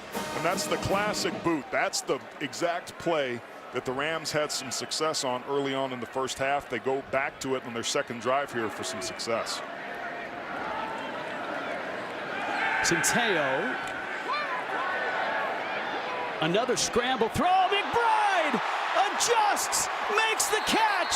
McBride out of bounds. There's a flag down at the 37. What an incredible catch. Really nice job of Riley Wimpy picking him up on the crossing route. But let's see if it sticks. What an incredible catch. Holding, number 69, offense, 10-yard penalty, first down. Those are penalties that lose you ball games, and it negates one of the most talented tight ends off the play action. He gets beat there, and you see that right hand when the defender sticks his arm out. But look at this catch. Wimpy, just the body control and the concentration. Wimpy's got his left arm, so McBride can only use his right hand, and he still manages to catch it. This guy isn't good. He is great. And he will be. Next level stuff, but it all comes back. Demetri Washington, the initial hit on David Bailey, and the running game for Colorado State has really slowed to a crawl. They're just under 100 yards, but when you take a look at David Bailey, he's only got 35 yards on 18 carries. He's averaging less than 2 yards per carry. This coming off his career high last week.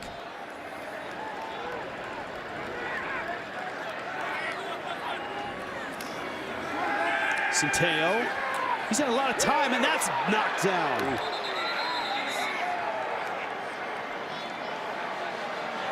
I think it was Obacheri. Remember, he got the personal foul in the first half. And the senior out of Los Angeles may have gotten his hand on this one. He did. And that's tough because that's a really nice block that time by Barry Wesley, who recovered well after not being able to block Matlock.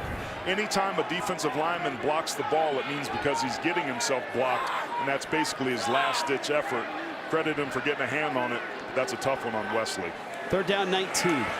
5-man rush. Look out. Down he goes. Shane Irwin.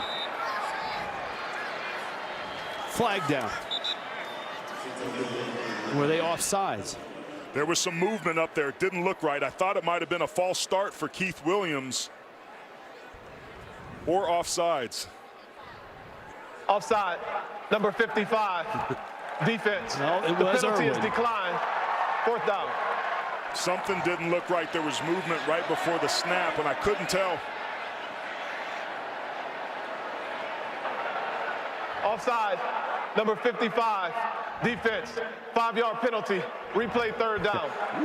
Not a decline. The crowd let him know right away. Here he is up here. I don't know if he was in the neutral zone there.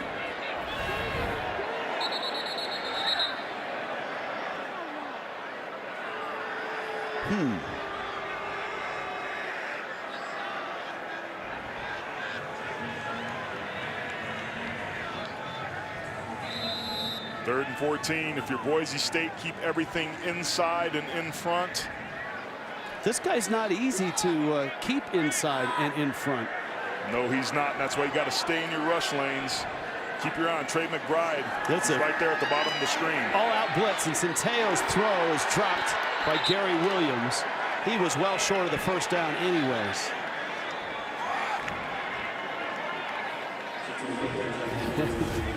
Have Tyreek Jones pressured him. Yeah, Shane Irwin was there as well. That ball's a little bit behind Williams on his hip. The Rams punt once again.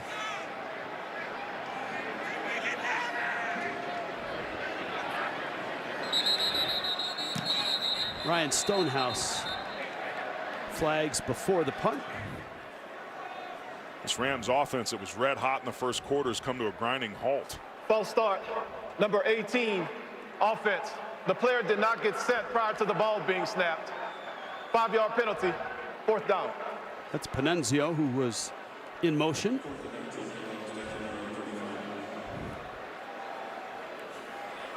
How about Ryan Stonehouse? Take a look at that. Averaging 60 yards. This is the conference of punters, apparently. It doesn't have quite the ring that Bill Walton likes to use, but the conference of punters. Matt Ariza, of course, of San Diego State is the other guy. This is just another beaut. Not just long distance, but also inside the 5. That's 61 yards. His dad was a great punter, Paul at Stanford. His uncles, John and Jeff at USC and Washington State. Just another in a long line of Stonehouse punters.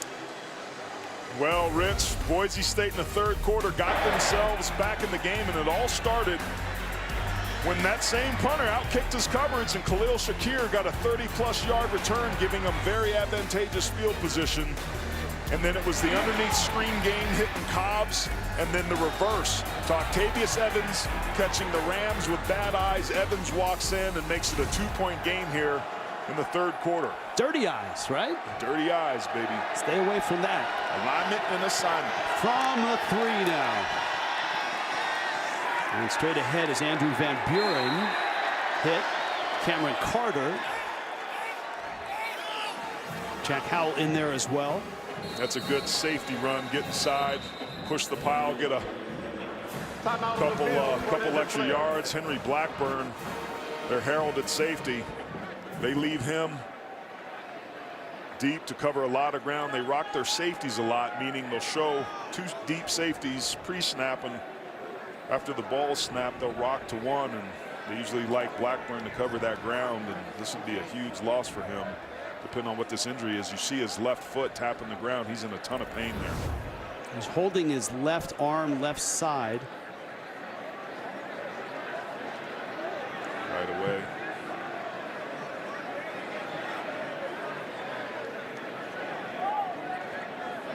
Great look from the truck.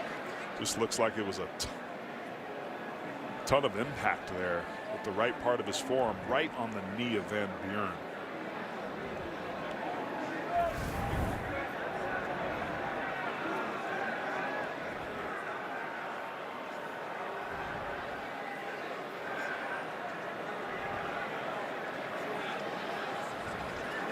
He's favoring that left arm.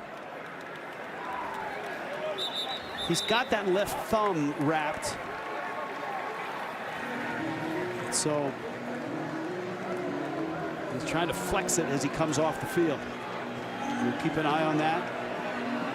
Big part of Chuck Heater's defense. Heater told us that he felt the wide receiver core for Boise State is elite for this conference, and man, what a masterful job his unit's done all season and for the early part of this game here tonight. And most of those Boise State yards came in the second quarter. Second down run. Van Buren. And this is third down now. We talked to offensive coordinator Tim Plow, and he said it's critical that we stay balanced here tonight. And they've had 25 rushes and 21 passes here. This is a third medium situation. For my money, you got to trust Hank Bachmeier making a good decision and an accurate throw. Shakir in motion.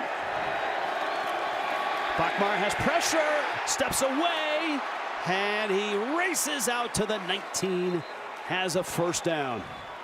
That's a 10-yard pickup. And a nice job by Bachmeier there as there's another ram down. That looks like DeQuan Jackson, their leading tackler. Pointing at the right ankle.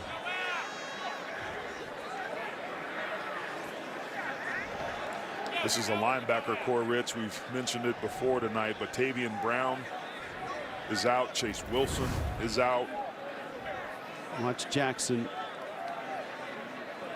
Oh. Friendly fire there. Oh.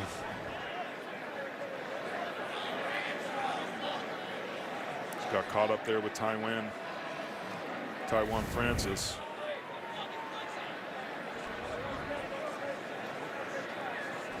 (16-14), Colorado State on top.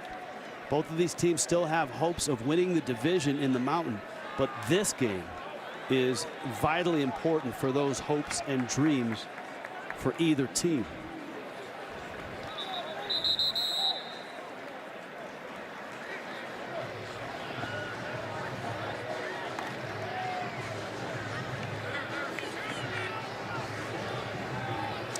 Halloween is tomorrow. And Rubbin is racing. Utah State in the Mountain won today. They beat Hawaii.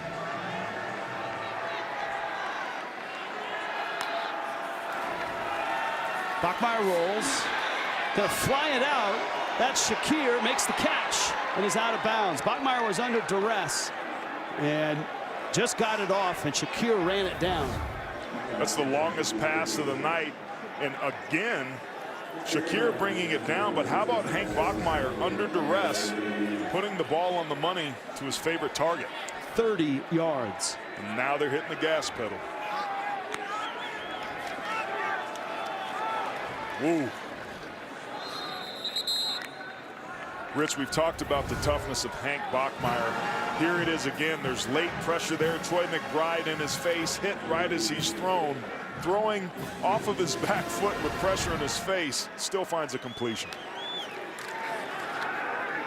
Shakir avoids a tackle, races inside the 40, and makes a near negative play into a first down and 12 more yards. Great job by Panunzio of beating the blocker, but he misses the tackle, and Shakir makes him pay.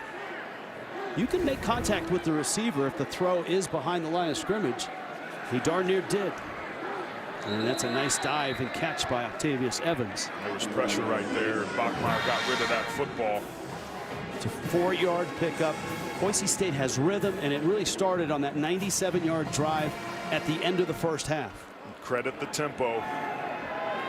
Whoa, look at that. Habibi Likio up and away and over. Just want to show this play. This is about the 5th time they've run power to the left. They're pulling Bailey or Ben Dooley, the right guard, around. This is a play that Boise State had largely gotten away from for most of the year. They're going back to their bread and butter, and it's working. He jumped right over Jack Howell. And Habibi Likio runs into Toby McBride, brother of Trey McBride. Was that a... that's one of those where it's a long pause because everybody knows the answer. The McBrides of Fort Morgan, same hometown as Joel Dreesen, the outstanding tight end, now a Hall of Famer here at Colorado State, and one of the idols growing up of all the McBride kids. Had a really nice NFL career, including a nice stay with the Broncos. Bachmeier, end zone, broken up. Panunzio was there, along with Taiwan Francis. That was a bad decision by Hank Bachmeier. He should have not thrown that football. It was double coverage. He's lucky this ball didn't get intercepted. I know he wants to go up there with Shakir, but he forced that one. He's lucky he didn't get it intercepted. 3rd 7. Blitz comes. He's hit. Gets it out. Caught. Riley Smith. Short of the first down, although look at the spot, which is right on the sticks. They gave him the first down. Now, we talked about, Rich, you mentioned it earlier, Boise State is 3-0 in games that they rush for over 100 yards. They're already over 100. Can they score touchdowns here in the red zone? Helmet comes off. Bachmeier must lead the nation in completions when being hit, because he's had 3 or 4 of those already tonight. The difference there was Riley Smith knowing the situation, exactly where he was, and extending the football to get the forward progress to move the sticks. That was an extremely heads-up play by 3. Look at this drive, 86 yards. They had a 97-yarder earlier. Bachmeier, swing pass, caught. That's Cobbs, cuts back, touchdown, Boise State.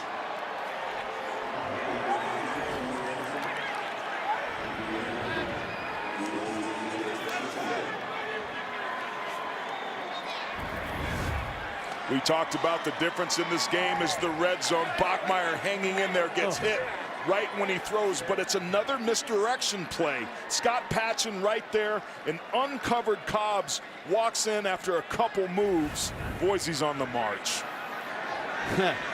This is almost exactly the same numbers on this drive as that long one in the first half. 13 plays, 97 yards. That man is one of the toughest quarterbacks in all of college football. Cobbs into the end zone, and Boise State has the lead.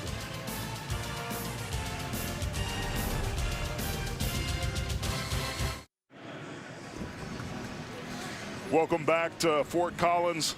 Take a look right here.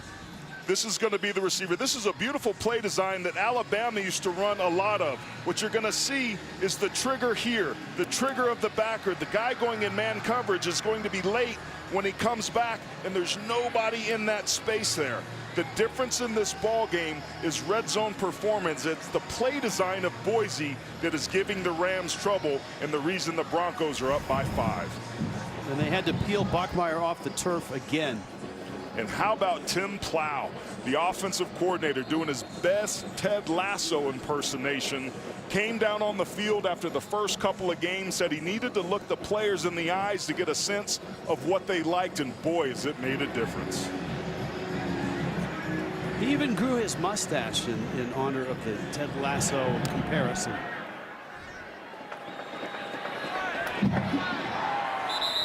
That comes out to the 25. Geico difference makers. Khalil Shakir has been everywhere. He certainly has. 7 receptions, 95 yards, but he's also running the football. Helani's been touching the football as well, but how about Todd Centeio? This is masterful. 16 of 24 for 200 yards, 67% completion percentage. Coming into this game, he was coming off his 2 best game stretch of the season, averaging 285 pass yards a game after averaging just 208 the first 5 games. Centeio's gotten better week by week, and boy, do they need him at his best now. But just 47 yards total offense here in the second half. Centeio on the run at his best when he's on the run. Ty McCullough with a tumbling catch for an 18-yard gain. Boy, are you right there. Credit Boise, they had good coverage initially, but when it turns into the scramble drill, Centeio's at his best, as you pointed out.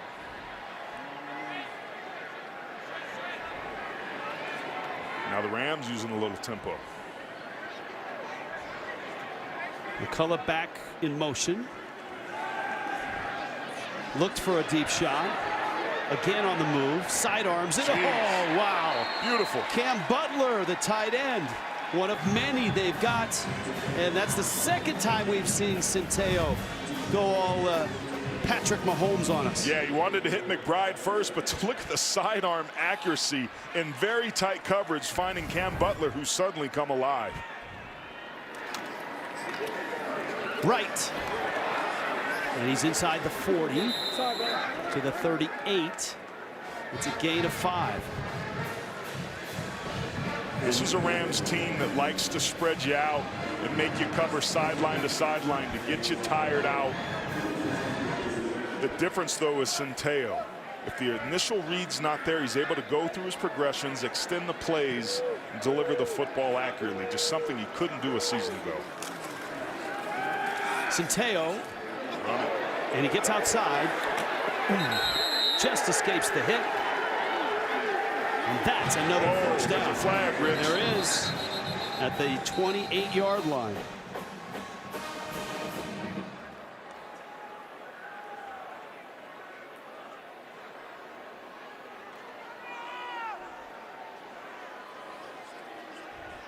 There was a hit right at that spot where the flag came down.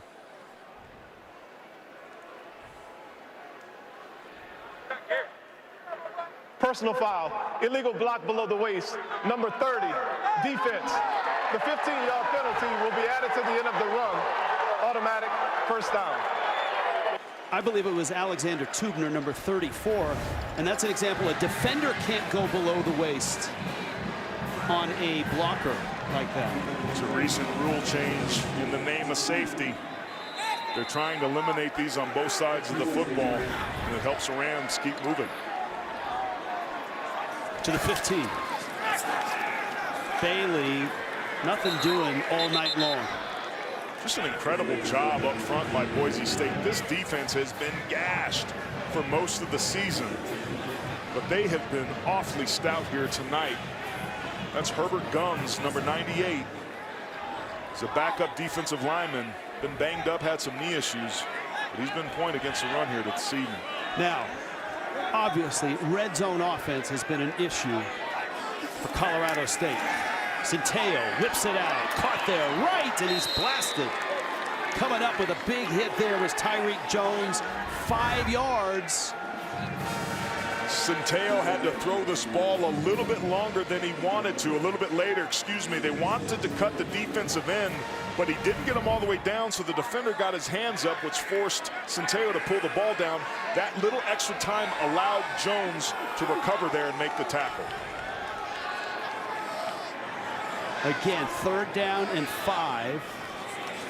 Centeio, quarterback draw, darts outside, he's caught and dropped. What a play. And that was Dimitri Washington. Those are plays that win you ball games. Boise State, we talked about this being an elimination game, staying home, knowing Centeio's legs have hurt him all night. But when you're the defensive end and the force player, you must maintain, contain. Washington does that, and the Rams kick another field goal in the red zone. Another red zone failure to launch into the end zone. This is the fourth time they've had to settle for a field goal. That's how Boise State is up by just 2. 21-19 in the Mountain West.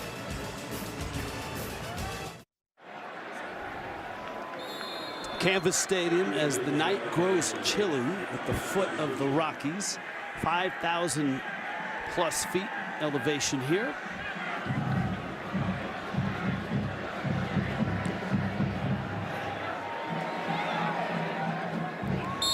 Boise State is up 21-19. We told you that Hank Bachmeier is one of the most hassled and hit quarterbacks in the country, and that's continued tonight.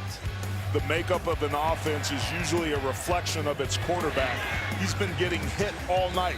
Remember, this is a week where his girlfriend was involved at the mall with the tragic shooting. Has been shook up, and he's been there for her, but he has showed up, Rich, time and time again.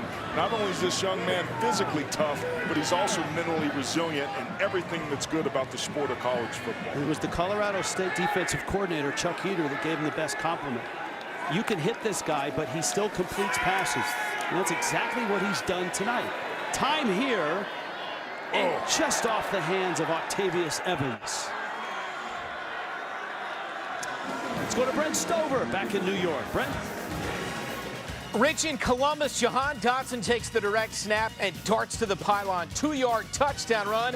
Penn State and Ohio State deadlocked at 17 in the third. All right, thank you, Brent. Here, Boise State is up 2. Final seconds, third quarter. And the Broncos have the football and the momentum. Holani, Bachmeier has to get him over to his right side. Lonnie's a little rusty, been banged up. Got to watch the play clock, 4 seconds. We get it off just in time. And Holani takes it, knifes his way to the 26. Let's check in with Jenny Dell. Jenny? Yeah, you just saw Daquan Jackson in there on that tackle, and he is banged up, guys. He told the coaches he wants to go back in and give it a try. You see him limping on the field right now. I'm telling you, he does not look good from the sideline. What a warrior, Jenny. Daquan Jackson, the leading tackler for this team. 15 tackles last week in that Utah State game. He was all over the place, Rich. This is going to do it for 3 quarters through this ball game. That is still very much up for grabs for either of these teams. This is the end of the third quarter. The end is near. Not quite. We got one more quarter to go. Boise State up 2. You're watching college football on CBS Sports Network, presented by Geico.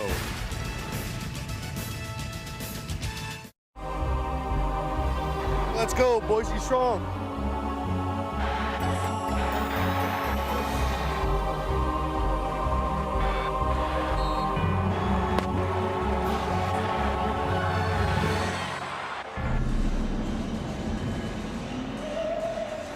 Steve Adazio has come out of the coach's box, and for the fourth quarter on the field, a leg injury, and he announced that he was going to coach from the box. He was there for the first half and for the third quarter. This, the fourth quarter, this, a 3rd and 9 for Boise State. Hank Bachmeier, soft touch on the money. Shakir the catch to the 41. Taiwan Francis made the hit, 15 more yards. Tim Plow is being masterful. He goes empty. He has George Holani crack on the outside to help the right tackle, knowing the ball would come out quickly. This tempo has really stirred the running game, and especially Holani. And Kamara and Jones stop him right at the line of scrimmage, 2nd and 10. Great job on first down there by defensive tackle Manny Jones. McBride was in on it, but I've been impressed with the consistency that Jones is starting to display. 4-man rush. Bachmeier unloads. Holani makes the catch, and then he's caught right at the 45. Logan Stewart or excuse me, Jack Howell there to make the hit. That's a 4-yard pickup, and another Colorado State Ram is down. That's Scott Patchen. The Miami transfer out of Tampa leads his team in sacks. That's second in the country with 29. He's got 7 of those. Man, this Colorado State team has been taking a beating. He's there over the left tackle, bull rushing Ojukwu. Oh, and you see the guard comes over and he gets double teamed. Do you offensive linemen just have this in your dreams as a nightmare on a recurring basis? I mean, it's such a common injury.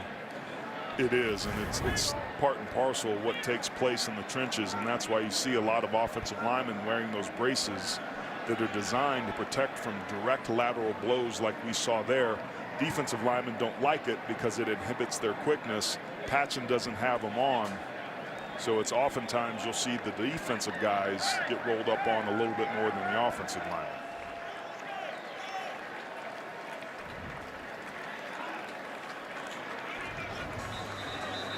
See Adazio battling that lower extremity injury, knowing that this is a fourth-quarter game, a must-win game for both of these teams. The Rams 2-1 in the Mountain West, their lone loss to Utah State.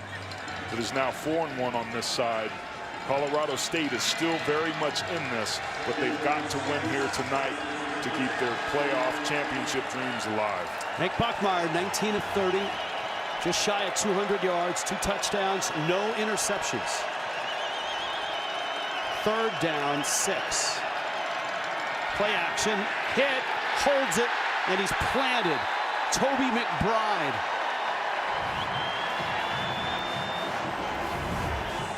Toby McBride lined up over the middle. It's going to be a simple twist. He's going to go all the way around the outside. Credit the defensive backs. They only rushed 3 here, but McBride stays alive. Bachmeier takes another hit, and he's really lucky he didn't lose that football. That's the sack that this defensive line needed, their second of the night, and it was a huge one there on 3rd down. Second sack in about the 12th or 15th hit, it feels like.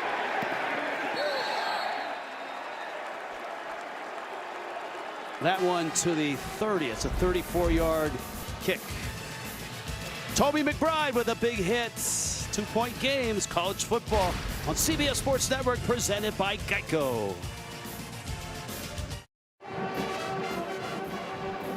PNC game summary is pretty even here, as is the score, 21-19, Boise State. Keep in mind, Rich, Boise State had 33 yards in the first quarter. Colorado State had 183. The Broncos have slowly but surely been inching their way back. Here's what's at stake here. Look, the season is still relatively young, but the Mountain West Mountain Division could become a mess of teams at the top at the end. Utah State beat Hawaii today. Colorado State, Boise State, and Air Force all have their sights set on that division title. A row of poos.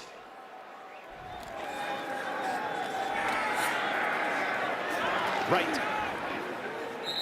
to the 33-yard line. This Noah may be down. Ezekiel Noah. This has been a hard-hitting football game.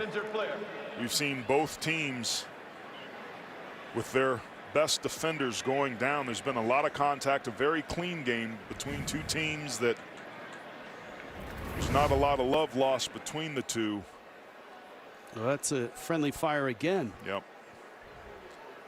And sometimes you see his neck kind of crunches there. He's got that neck roll, but you see he's wincing and closing his eyes as he's going to the ground. Noah, the senior out of Spring Valley.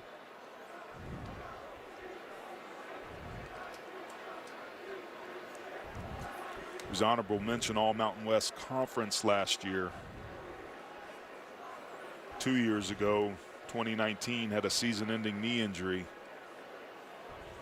He's been part of a Boise State defense tonight that has been a difference maker, not between the 20s, but inside the 20.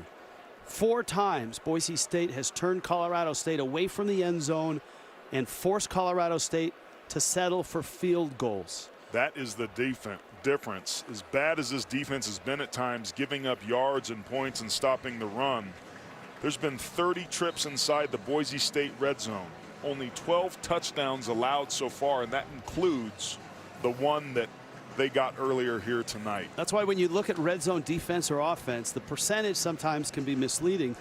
It's touchdowns in that red zone that coaches look at the most. Spot on, partner. And that's why when you see in the NFL, when they talk about red zone percentage, they never include field goals. It's touchdowns only. That's what matters. When I was in Green Bay, we wanted 75% touchdowns when we got inside the 20.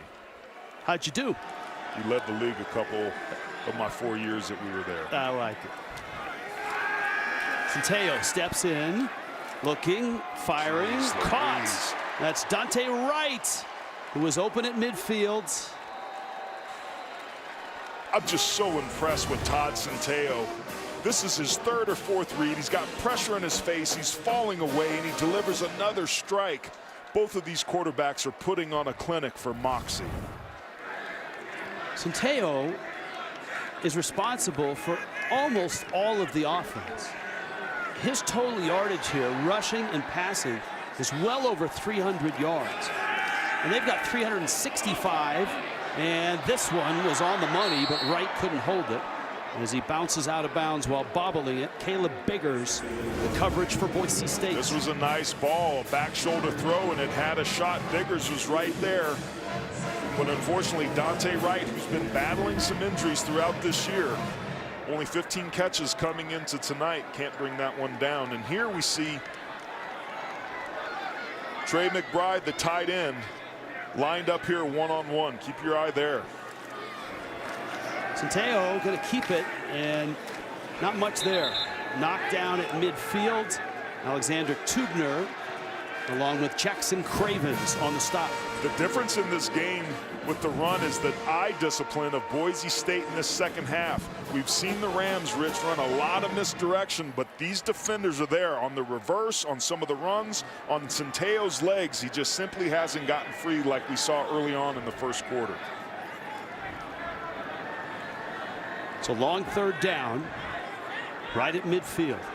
See McBride lined up right here. They got him bracketed with a safety over the top, though. 8 catches, 86 yards. And that one zipped by everybody. Cam Butler was in that pattern. And this is going to be another Ryan Stonehouse punt. Colorado State 0 for 4 on 3rd down here in this second half. Boise State has absolutely flipped the script on an offense, Rich, that was money here early on. Oh, they got another punt. Partially blocked. It lands at the 38. Boise State. Terrific special teams. That results in a 12-yard punt. Riley Smith got through.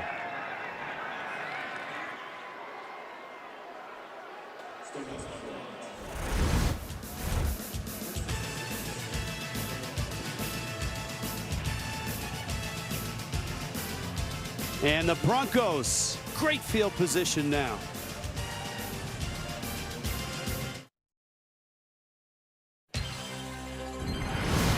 College football on CBS Sports Network is sponsored by Ford. Built Ford proud. By Twisted Tea. Keep it twisted. And by Kit Kat. Have a break. Have a Kit Kat.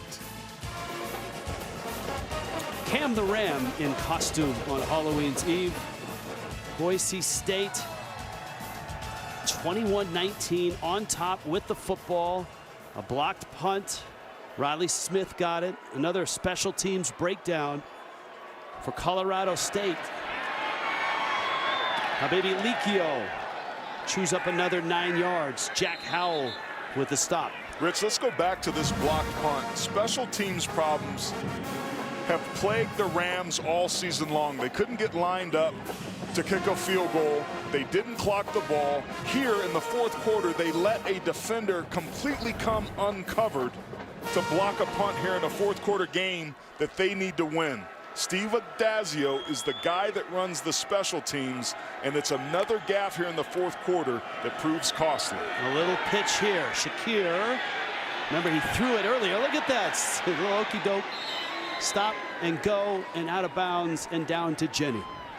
Quick injury update for you first. So Scott Patchen is back in the game right now. They taped up his left ankle. Daquan Jackson, who came back in the game, is back out. He was back in the injury tent. They're working on his right ankle. And Henry Blackburn, the safety, he is in the locker room, guys. Thank you, Jenny. They may need like another injury tent. It's been the busiest place, especially for the Colorado State defense. Bachmeier and the Broncos at the 48.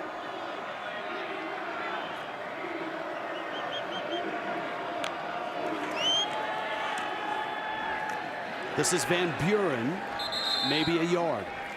So now Boise State, that was using tempo very successfully in the third quarter, has readjusted their strategy here. They snapped that ball with 7 seconds left on the play clock.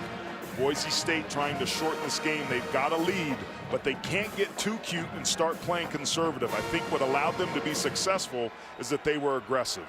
They've run for 122 yards, and that feels like progress for Boise State. 3-0 this year when they've run for more than 100. Bachmeier hit again, fires, caught there, Hopper, touchdown! Tyneil Hopper, 51 yards.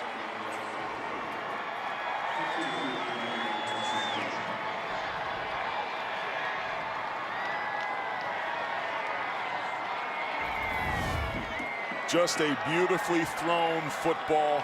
Off of play action, Bachmeier moves the point of release. Look at the touch on this ball with double coverage. Credit a great run or route there by Hopper.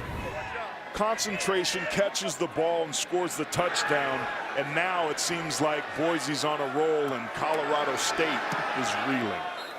And all those field goals, 4 of them, that the Rams had to settle for inside the red zone. Riley Smith with a block punt.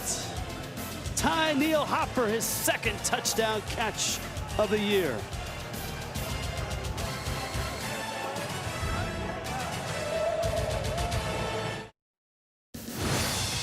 Brent Stover in New York. Notre Dame up 4 on UNC in the fourth. Look at this. Kyron Williams reverses field. A big stiff arm, scampers down the sideline, 91-yard touchdown run, and then Sam Howell just threw an interception. Irish get it back, but an incredible play for Aaron Taylor's Irish. They're up 38-27 in the fourth, guys. Oh, you made the big fella smile, Brent Stover. I'll take it, baby. A win's a win, even if it's ugly, Rich. We've been winning, but it ain't been pretty. Here, it was a slow start for Boise State and a quick start for Colorado State, but unable to cash in many times in the red zone. And this seems like, on Halloween's Eve, our haunted Acura keys to the game. Let's revisit them. Well, Boise State, that offensive line had to show up and protect the candy sack, and they did that. 2 sacks allowed, but the rushing yards has been the difference. Defensively, Hunt, Trey McBride and company, not so good there, but the red zone has been key. Offensively, take 6, not 3 in the red zone. That hasn't been the case. Too many field goals in Colorado State defensively. No full-size candy bars. I'm talking about big plays there. 5 passes of 15-plus yards for Hank Bachmeier, including that 51-yard touchdown to tight end Tyneil Hopper on that last drive. Full-size candy bars at the Taylor residence tomorrow night. Always mandatory. You're going to have a fun one with the three trick-or-treaters tomorrow night. David Bailey out of bounds. How do you, if you are Colorado State, get back into the red zone and take a shot at the end zone? Well, first you look at Keith Williams and make sure he's okay. This is the 3rd time he's gone down here tonight.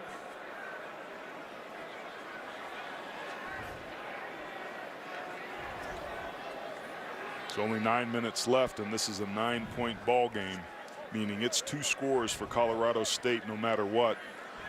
Or 3 field goals, the way it's been. Glad you said it.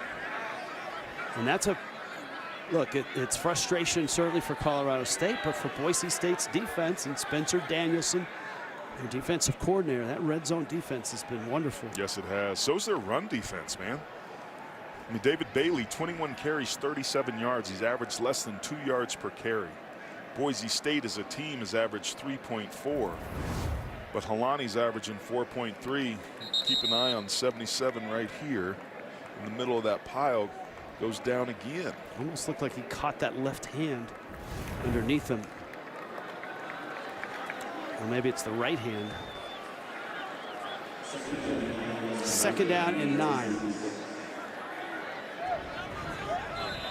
Tell you what, though, Todd Centeio certainly has the goods tonight. Move Barry Wesley, the left guard, out to left tackle there. A nice slide by Centeio. Well, Rich, you asked the question, and I think what we just saw there is critical. Colorado State's going to win this game. Number 7 has to do it for him. Getting him outside and free, scheming with formations and personnel so that he can run the football and also move inside the pocket and throw on the run where he's been most effective this evening. He's thrown for 260. He's run for 63. McBride here down low, crossing route. Pump fake. McBride up and over and down to the 44 with a 1st down. Wow, 11 yards. He's so athletic. You can line him up out in space in the slot here. I mean, this is a big load of laundry that's going up there and jumping. He's 6'4", 260 pounds. Up there leaping like a rabbit. In motion right, and he's captured and caught. That's Tyreek Jones. 2 great plays on this. First, Kekaula Kaniho setting the edge, and then Tyreek Jones coming down and triggering from his safety position to make the tackle. That is textbook defense right there. And remember, they're without J.L. Skinner, their best tackler, who went out with a targeting call in the 1st half. Great point. 2nd down, 15. Centeio. Oh, it's Jones again. Just to remind himself how close. He jogs all the way down to the goal line. Centeio has been masterful with his decision-making all season long. Only has 2 interceptions. But with pressure in his face, it's maybe 1 sidearm too many. Tyreek Jones lamenting that he didn't get that house call. 3rd down and long. Skinner. They bring pressure. Blitz flushes him to the left. Centeio flips it. Oh, wow. Had he caught that, then, I mean, I would have picked up the cell phone and called the NFL Combine and said, this is the guy. I mean, he still may be the guy, but he's made a few just unbelievable catches. He's made a lot of catches and himself a lot of money, but credit Tyreek Jones here, who's beat, but he gets his hand in between the hands of Trey McBride. That's what you're taught when he's got the football. Put your hand in between his hands to knock the ball away. And the Rams are forced to punt again. No block this time. Stonehouse a boomer. Ooh. And Shakir a bobble, but he holds. Broncos with the lead after a 54-yard punt.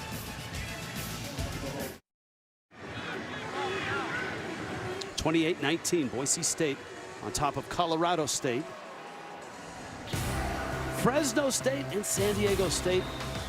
Aztecs number 21 in the country. That is coming up here on CBS Sports Network. Trying to stay perfect. A little offended that guy went as me for Halloween. Whatever. Remaining undefeated team, San Diego State certainly in that group.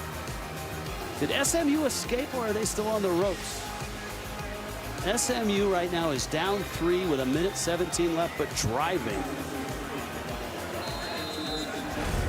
That is a key game and a key opponent for Cincinnati, who needs SMU to stay ranked and undefeated. It's a big diaper. Big baby. Bachmeier. Habibi Likio. And we head to New York, Brent Stover. Guys, the number 5 Buckeyes up 3 on Penn State. Travion Henderson with a 68-yard run gets him in deep. 2 plays later, he punches it in for the touchdown. Buckeyes up 27-17. Penn State drives right back down. Kevon Lee with a short touchdown run. It's 27-24 Buckeyes headed to the fourth. Thank you, Brett. Here, Boise State has captured the lead in the second half, and right now they're trying to move the sticks and run some clock.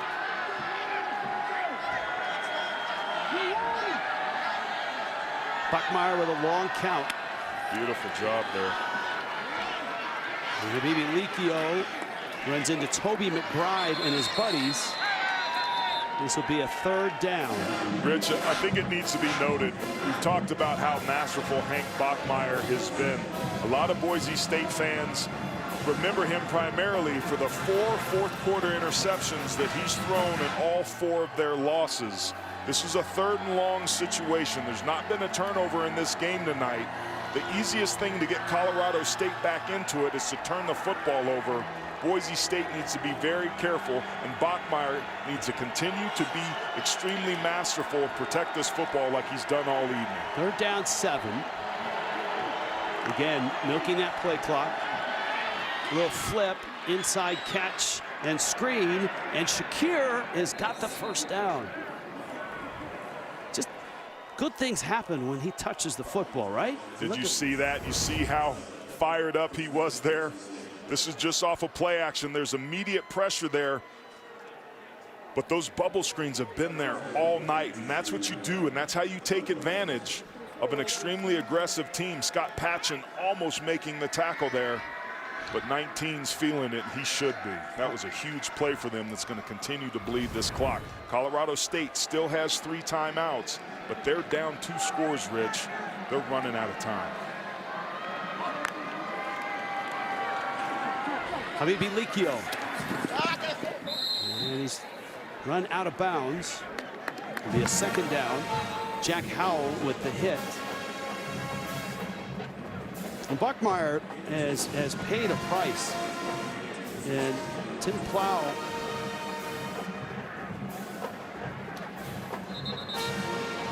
there's a whistle and a injury on the field right now for Colorado State. Time out on the field for an injured player.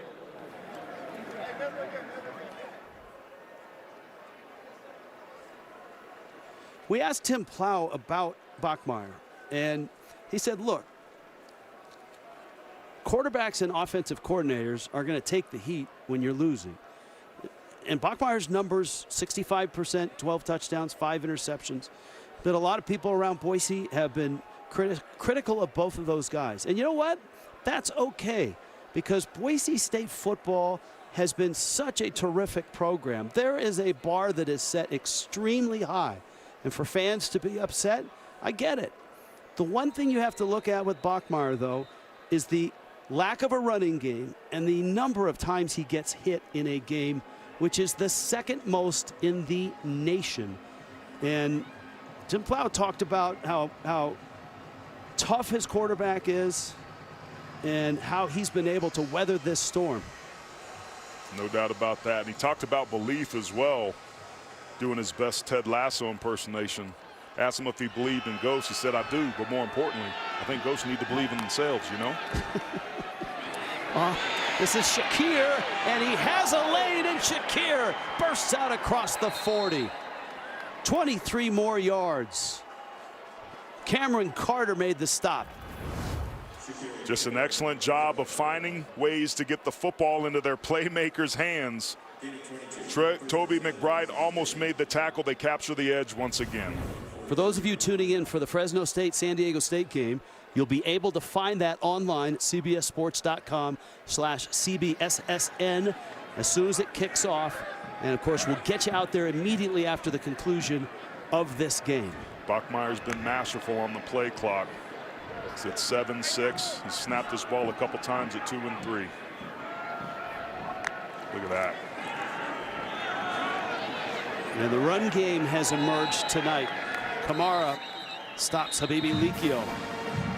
Great job by Jake Stetz there, but now it's time for the Old Trapper player of the game, Rich. Who do you think it is? None other than Hank Bachmeier. 21 for 32 so far tonight, 253 yards. He's been taking a beating. But he finds ways to get the football to the guys that can make a difference. His decision-making, his resiliency, his poise in the pocket has been second to none.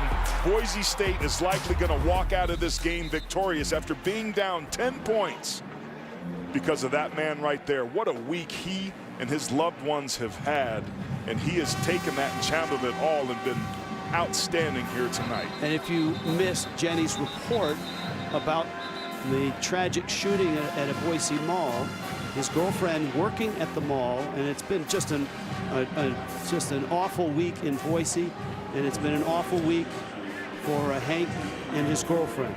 Our thoughts are with you, Jenna. Hang in there, girl.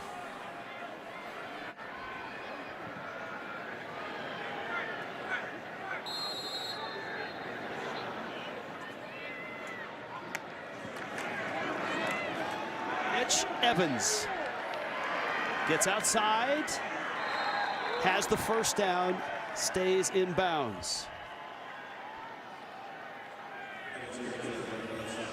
And there's the creative run game that Tim Plow unveiled at Utah State, that they talked about going back to a little bit here tonight. Coming into this ball game, Boise State was 11th in the Mountain West Conference in rush yards per game, 47.6. They're 126 in the country coming into tonight. And Tim Plow, to his credit, has found a way to crunch out 165 yards here on the road using every playmaker he's got offensively.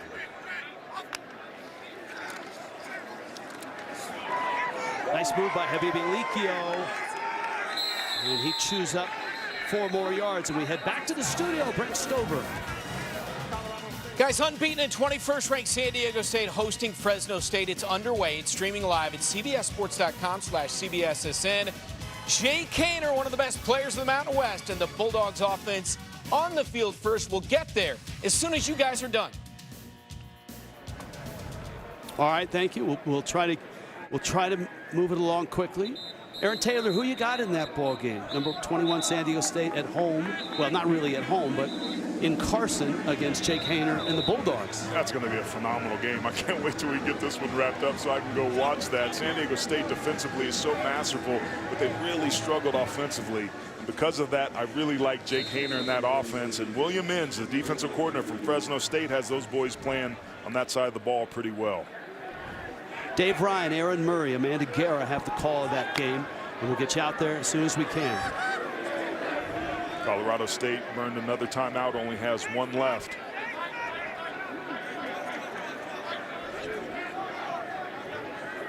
Play clock down. And that offensive line getting some push and some penetration. And Boise State now is over 170 yards on the ground. Rich, in football, cliches are cliches because they're true. To win on the road, you have to do two things. You have to play great defense, which Boise State has done in the red zone, and you have to run the football. Boise State appropriately has saved their best for last. This is the best rushing performance they've had all season when they needed it the most. And this opportunity, they win this game, they feel they've got a path to the title in the Mountain Division. They still have Fresno State on the road next week. That's tough. Wyoming's never easy. And look at that last game on CBS, the Friday after Thanksgiving down in Carson. Jack Sears out on the field on this third down. And he'll give it to Tyler Crow. Crow, the walk-on who's earned a scholarship, has a first down. And the Broncos, with their offensive line and their running attack right now, are melting the clock and moving the sticks. That's going to do it almost essentially. And what I love about that is putting in Jack Sears, and you see Bachmeier cheering on the team. Andrew Van Buren was used as a fullback there and made a key block to get that first down. This is a total team effort. Andy Avalos is a former player. This year hasn't gone the way that Boise State wants, not the way he wants, not the way the fans want. But you can say one thing about this team. They've got a ton of heart, and they talked about getting back to having fun over the bye week. They competed their tails off, and boy, did it make a difference. Sears the transfer from USC. Fresno State, number 21 San Diego State is underway and now available at cbssports.com/CBSSN. We'll get you out there as soon as this one is over. We hear you, Bulldog and Aztec fans. It's going to be a great game, and we'll get you there. Clock is rolling here. Boise State in control. Bachmeier back in. Sears went out. A lot of Bronco fans wanting to see Sears. Got a little bit of tease there. But I got to tell you, folks, in Boise, 19's your guy.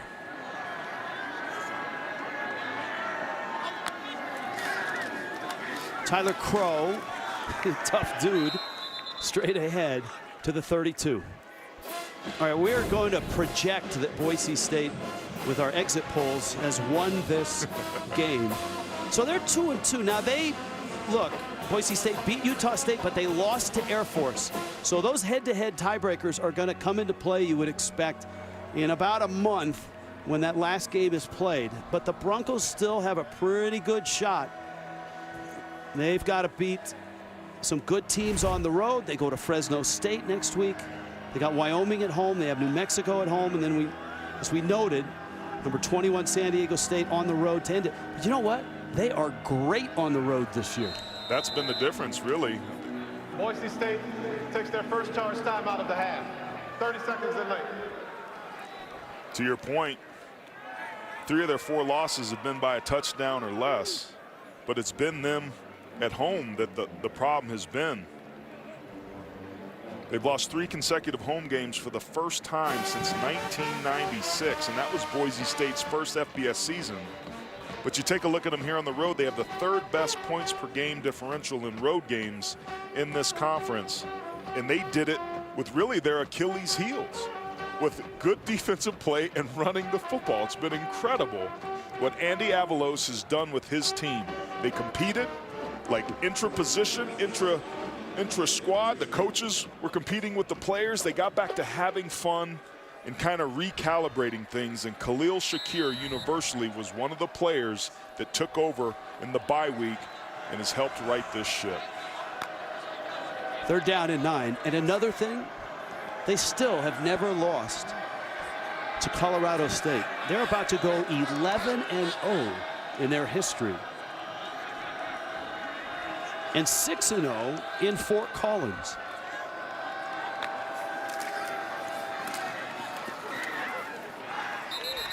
Cyrus Habibi Likio, the senior with the carry. All-time win percentage. Now look, San Diego State is an even 500 against Boise State. These are Mountain West opponents against Boise State. And Colorado State was going to drop to 0-11. Wyoming's 1-14. That was the great Josh Allen game in the snow or in the cold.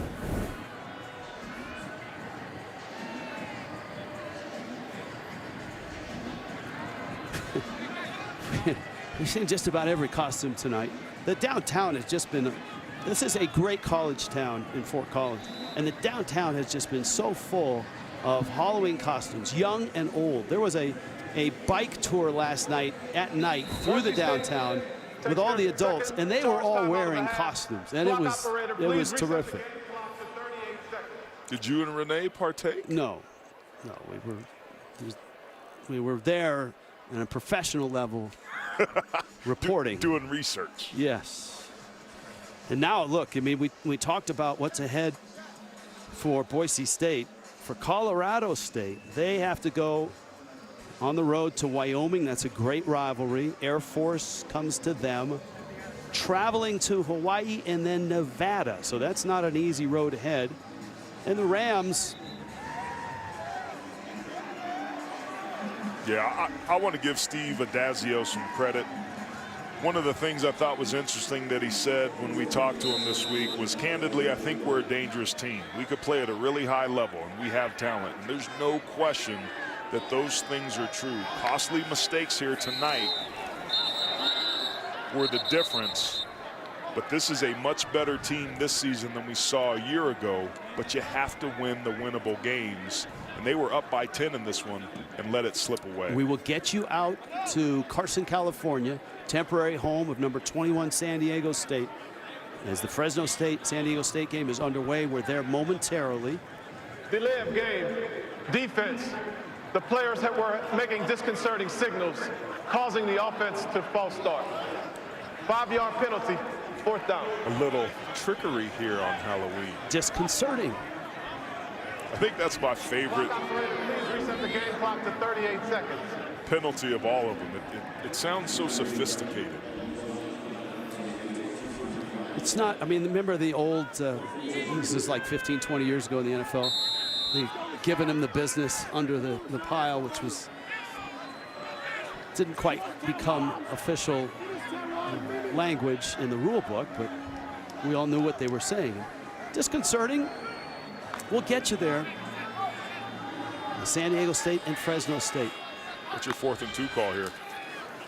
Give it to the big guy. Let Habibi Likio. Kamara knocks him over. And that's going to stop the clock with half a minute left. And the offense and defenses will exchange. Colorado State, they're going to look back at this one and they're going to say red zone offense 4 times inside the 20. I think 3 times inside the 10. And they came away with 3 points on every opportunity. 4 missed points each time. There it is. They were 4 for 4, which you love, but field goals don't win you ball games. Touchdowns do. Boise State was 3 for 3 and scored 21 points.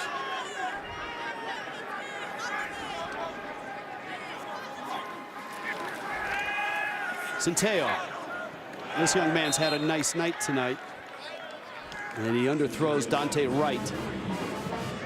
That man, he lived up to everything that his offensive coordinator and the Colorado State defensive coordinator, Chuck Heater, said about him. And that is tough. Can still make plays if he's hit. And boy, was he hit tonight, and he made plays. Boise State has 430 yards of offense and had 33 at the end of the first quarter. Centeo is caught and dropped, and that should do it. Still one more game to go here on CBS Sports Network. They're going to try to get another snap off. Great job there by Isaiah Banya. The first sack of the game by Boise State, and this should be the last one. Centeo, clock is expired. That's incomplete. That is the ball game. Wait a minute. Flag down. Back at the 11. Personal foul, roughing the passer, number 94, defense, 15-yard penalty, automatic, 1st down. It's a game that wouldn't end. Nope, there might be one more here, and that's unfortunate by Jackson Cravens. The game will be extended for 1 untimed down. Just unnecessary. Not only for Todd Centeo, who's a heck of a player, for your teammates, but for also the Fresno State Bulldog and San Diego State Aztec fans. It's not, look, we're trying. We've tried everything we could do to end this game.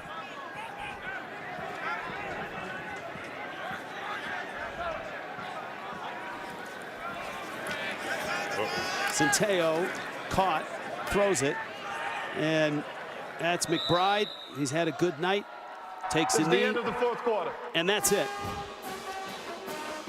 Big win for Boise State, for Aaron Taylor, Jenny Dell, our entire crew. I'm Rich Waltz. A presentation of CBS Sports Network, 24-hour home of CBS Sports. See ya from Fort Collins. Let's head to Carson. Dave Ryan, Aaron Murray, Amanda Guerra, Fresno State, and number 21, San Diego State.